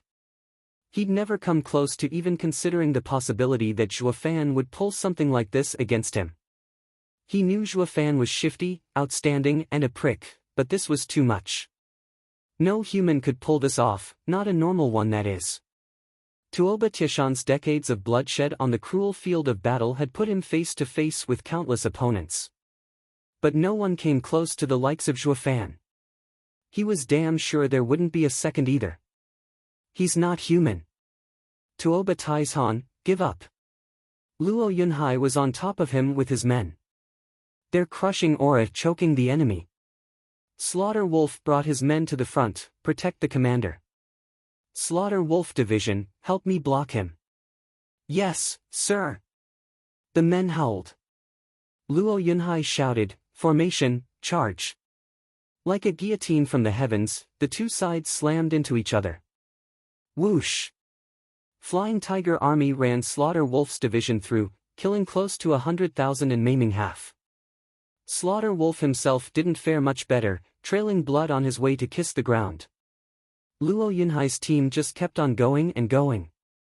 The other wolves tensed. Slaughter Wolf was the strongest of them all, yet he couldn't do a thing. Looking back at their commander, they all knew they had to meet the enemy if they were to protect him. Sky-Piercing Wolf, Howling Wind Wolf and Blood Shadow Wolf were the next to go. The three divisions fused into a mighty attack to meet the Flying Tiger Army's charge. Even behind the formation's aura, Luo Yunhai felt the pressure. Scatter. Luo Yunhai made prompt decisions. The three wolves hit nothing but air. Gather. Luo Yunhai was behind the wolves while the Flying Tiger Army was behind him, ready to attack. The wolves' morale hit rock bottom. They knew how to fight ground battles and could jump, if the situation demanded it. But switching formations wasn't done on the fly. While the Flying Tiger Army had free movement all around them, and could scatter and gather on a whim, the sudden strike from behind had driven them to the brink of despair. Whoosh! Flying Tiger Army's charge took down even more men this time. The wolves were flung into the air, out of this fight and out for the count. It was hardly an effort to reach Tuoba Taizhan. Looking at his distraught face, Luo Yunhai smiled, speaking from above, "Commander Taoba, you've lost. Surrender now." Tuoba Taizhan sighed and shouted, "Soldiers, stop fighting. The Chuanlong army has lost." Tuoba Taizhan choked on those words. Getting them out sapped him of every bit of strength, slumping to the ground. He had never known defeat, and now his first one had proved to be devastating. Taoba Liener went to him in tears. Tuoba Lu Feng, the stand-in commander, was every bit unwilling, but relented in the end. Everything was going like clockwork, until this freak team showed up, turning everything upside down. All say Zhuo Fan is shrewd, but pulling out this trick is a complete cheating, ha ha ha. Tuoba Lu Feng mourned his fate.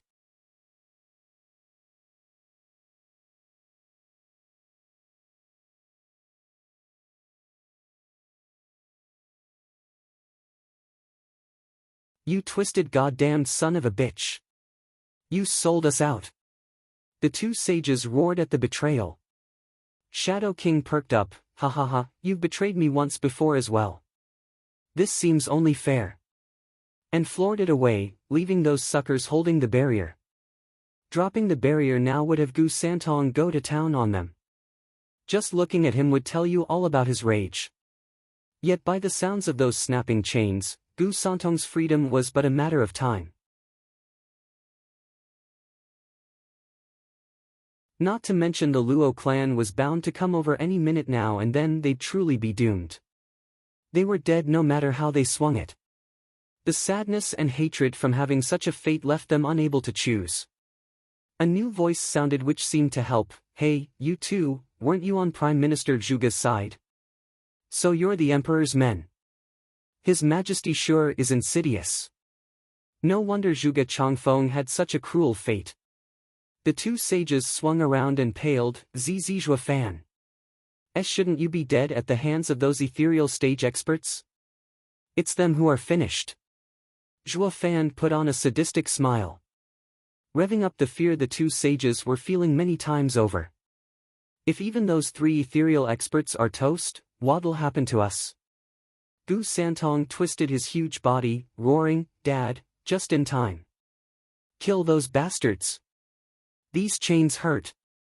Giving an assuring wave, Zhuo Fan returned to the two oldies. "A couple of adults picking on my kid when there's no supervision. Are you taking advantage of my compassionate and merciful heart?"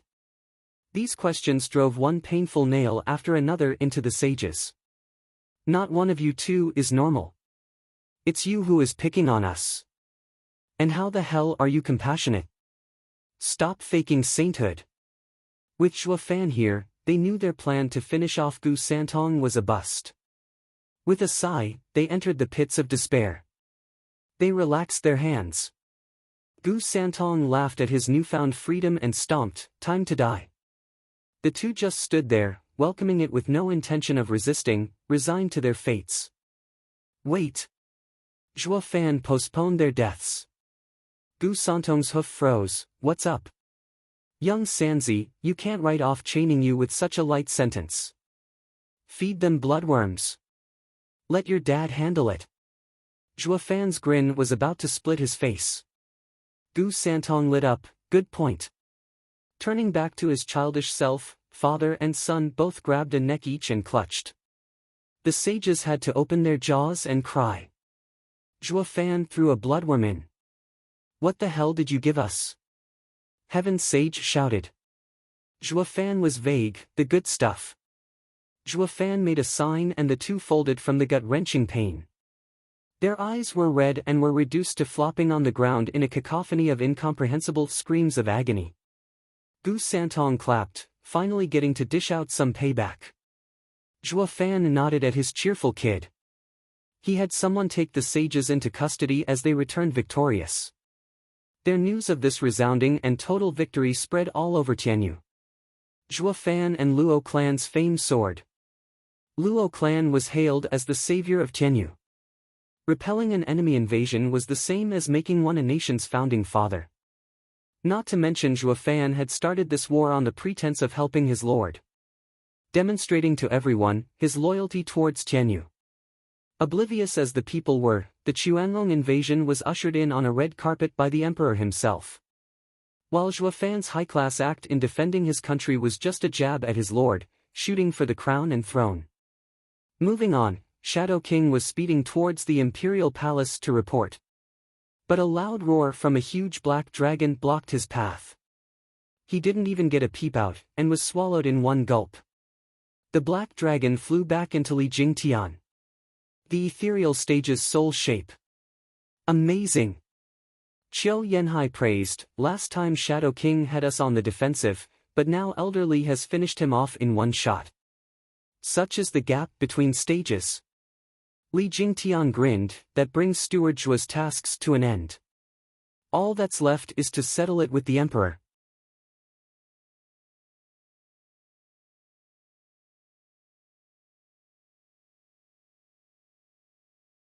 Chapter 499, Poisoned. Chapter 499, Poisoned. The servants ran to and fro in the imperial palace, hanging lamps and decorations for some big occasion. There was no big celebration though, since the sound of festivities never left the walls of the imperial palace. In the witching hour, the moon hung high in the sky and the imperial palace shone like daylight, revealing 4 people in the wide hall. The emperor seated on his throne, Crown Prince on the seat to his right, his largeness to his left, and Princess Yongning was seated further to the left. 2 generations of Yuan clan had gathered here for a family picture, while servants stood to the side at attention. Looking at his children, the aged emperor showed kindness. Today is my birthday. It is not as lively as the celebration I had last year, but it is peaceful. It's been too long since we sat together, as a family. Imperial Father, may you live for millennia, to care for our nation and be carefree. It is my privilege to be here with you and just talk at leisure. Crown Prince bowed. Fatty followed, while Yongning was still sour, flicking her head away. The emperor began, Crown Prince, I know you always go by the rules, but you are among family here. Can't you let go of those old pedantic and empty formalities? I obey the Imperial Father's order. Crown Prince bowed again. The emperor sighed, from the imperial power and imperial grief. Even his own flesh and blood treated him like a stranger. By comparison, Yongning never had trouble crossing the line many times over with her cheerful nature. Only around her did this old emperor feel like a father should, spoiling his children rotten. He turned to the apple of his eye, not minding it one bit that she always went against him. Yongning, do you still blame me? It's been 6 months. Imperial Father, you brought invaders into our lands, harmed our people, ruined your image, and yet still think it was justified? Yongning rebutted. The emperor said, Yongning, to prevent the corrupt world from staining you, I have kept many things hidden from you. One thing you should always remember, everything I do it for you all, for the future of Yuan clan. Cough. The emperor's coughing fit earned Yongning's sympathy, but she toughed it out and refused to forgive her father. The emperor smiled at her worried gaze. He turned to gesture at the empty hall. Crown Prince, Tsong'er, do you recall my last jubilee? With outsiders, officials and many more coming to show respect. So why is it so empty today? The two opted for silence. Isn't it obvious? With so many wars happening one after the other, the factions have all fallen. But coming from the emperor, this question ought to have a deeper meaning. Imperial Father, it is because Chuanrong holds us captive. Crown Prince bowed with a prideful smile. Holding a feast right now will be like declaring that we and Chuanrong are allied. This closed celebration is unworthy of Imperial Father, but you always have the grand scheme of things in mind. The emperor nodded. Crown Prince, you're always so thoughtful and careful in your analysis and affairs. I am relieved. Crown Prince's heart sank. The emperor's praise had a foreboding feeling. Shrewd or thoughtful is the same thing. Relieved? Ha, the slave handles everything while the lord merely orders. Imperial Father must mean. Crown Prince's eyes glinted. Tsong'er, what do you think? The emperor asked. The fatty bowed. Imperial Father, I believe the court is barren as you've removed the rebels. To restore life and prosperity to the court and nation, we have to promote talents to benefit the people and bring back our former glory. The emperor nodded. Tsong'er, you have good eyes. Good, ha ha ha. The emperor returned to his throne. Crown Prince's face was looking gloomier by the second. For God's sake, Imperial Father was testing our policies, not judging how we handle the situation. This was a serious lapse of judgment. Imperial Father must like the old third more now. Crown Prince pushed down the rancor, returning to his seat morosely. The emperor motioned for the feast to begin, having a nice family dinner. Everyone seemed happy, except Yongning, choosing to ignore her traitorous father. The emperor still watched her with the same fond eyes. Cough.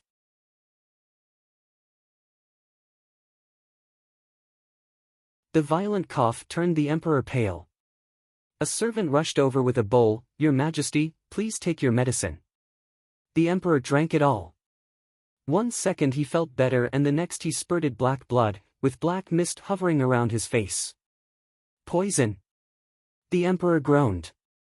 Fatty inspected with caution and Yongning was flustered, rushing to her dear father's side, tearing up. Imperial Father, why is there poison in the medicine? Fatty and Yongning glared at the servant, but the guy had lost it from fear and was about to soil himself. Poisoning the emperor was a capital offense. Of course he'd panic. A flat voice came. Imperial Father, you have gotten on in years and should pass down the mantle. I ask that you come to a decision. Crown Prince stood up with pride, brushing the non-existent dust off his shoulder. You! The emperor shook. This news was devastating. With his twisted smile finally out in the open, the Crown Prince admitted to patricide. It is me. I had someone slip poison in your medicine, a 7th grade poison. Once it sets in, there's no cure. Why, big brother, why must you poison the Imperial Father? Yongning lamented. Fatty glared at him as well. Crown Prince mocked. Yongning, Imperial Father is right, you're too innocent. The less you know the better. I want to know. Tell me what possible reason drove you on the path to regicide and patricide. Yongning shouted. Crown Prince smirked. You really want to know? Fine, I'll tell you. You call this patricide and regicide. But has dear father ever seen me as a son? I am a mere pawn in his games. How can you speak of your imperial father like that? He may have brought invaders to his lands, but he never once treated you wrong. Yongning cried out, filled with disbelief. Crown Prince pointed at the poisoned emperor, his face dark. Ask him, if he has never done it before. Yongning watched the disdain on the emperor's face. Oh. Do tell, Crown Prince, when have I done you wrong? Do you really want me to say it or is it to understand my thinking? Crown Prince sneered. Doesn't matter, I will explain. You made me the Crown Prince of this nation without any intention of handing the throne to me. I am just old Third's shield. Crown Prince flicked a hand at Fatty. The tubby's largeness wobbled in shock. The Emperor said, "Go on." "Imperial Father, everyone covets the Crown Prince's position. You appointed me early on and had everyone's attention plastered on me so that Fatty will have an easy time filling his future role." Crown Prince squinted. The Emperor is ruler supreme and is clear about every little thing happening in Tianyu. Over the decades, it was only the Fatty roaming the lands. You didn't seem to like him, giving him the worst tasks, while you actually favored him the most. You alienated him to protect him. All the tasks you picked for him were to shape him for the throne. While the great Crown Prince was still stuck with a target on his back, drawing everyone's hostility, only to end up kicked to the curb at the end. Crown Prince's eyes were bloodshot. The other two were hateful and unwilling but still turned to the Emperor, stunned. Yet the Emperor only stared back at the Crown Prince.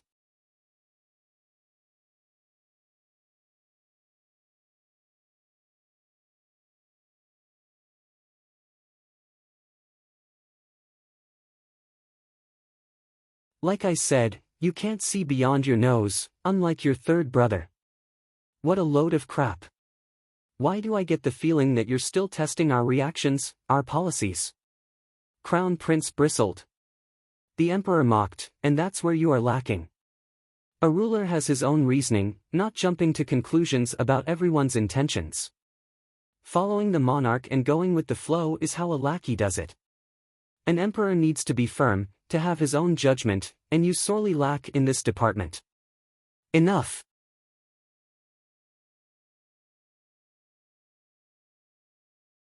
You're breathing your last, so stop splitting hairs and give me Tianyu. Crown Prince flicked his hand. The Emperor smiled. Crown Prince, you're not worthy. Guards, to me. 5 radiant stage men landed before the Emperor. Crown Prince was unfazed. Ha ha ha, you've spared nothing in getting rid of Zhuofan, sending even divine dragons and shadow guards. All that's left are the dregs. Men, get them. Whoosh. Behind him were 10 radiant stage experts. The winner was obvious just from numbers alone. Although the Emperor kept his cool, attack. His guards went for it and Crown Prince's men reacted. The imperial court became a maelstrom of auras. Emperor's guard fought tooth and nail, even at a disadvantage. Though they lasted only 15 minutes. Crown Prince grinned, his prize within sight. Yet the Emperor still had that unnerving calm. Songer, Yongning, turn the dragon head on the throne's left armrest and take the tunnel out of the city. I've already placed the imperial seal inside. Just take it and flee to Commander Tauba. They should be on their way back from taking Wingay's city. Say you'll rescue the Emperor and he'll help you. The only way to get his share of Tianyu is by having the agreement signed with the seal. He has to help you. Weak as he was, the Emperor showed his mettle. The Fatty was overwhelmed by complex emotions. Imperial Father. My time has come. I can only stall them. The Emperor smiled. Father. Yongning sobbed. Fatty saw the Emperor's loving gaze and his insides twisted with indecision. Just as 2 guards fell. The Emperor said puzzled, Songer, why aren't you going? You're not one to be so sensitive. Fatty spoke firmly, we don't need to go. Big brother can't win. The Emperor was taken aback. A white sword strike butted into the fight. Crown Prince's men lost their heads and spurted blood like fountains. Crown Prince panicked. A man in white, of impressive aura and holding a green jade flute floated there wrapped in green flickers. Fong Qiubai. Why, you're supposed to be gone. Imperial Father sent you with the Chuanrong. Crown Prince gulped, then flicked his head over to the Emperor. Is this another one of your plans? The Emperor was just as confused. Mr. Fong, I didn't call for you. I did. The stunned Emperor met Fatty's beady green eyes. This day is also the first time I've acted. Master wanted to lend me support for a while. The Emperor shook his head. Songer, I have read many people in my life, had the world at my fingertips, but you are the last one I ever expected to elude me. Songer, you're truly my one good son. The Emperor spoke heavily, whether from excitement or anger. You're tuning into the Passion Pages YouTube channel. We're so grateful for your support, and don't forget to subscribe to join us on this incredible journey through captivating stories. Your generosity through donations truly makes a world of difference, as it's the primary source of revenue that allows me to expand and enhance this channel for you. Thank you from the bottom of my heart for being a part of this adventure.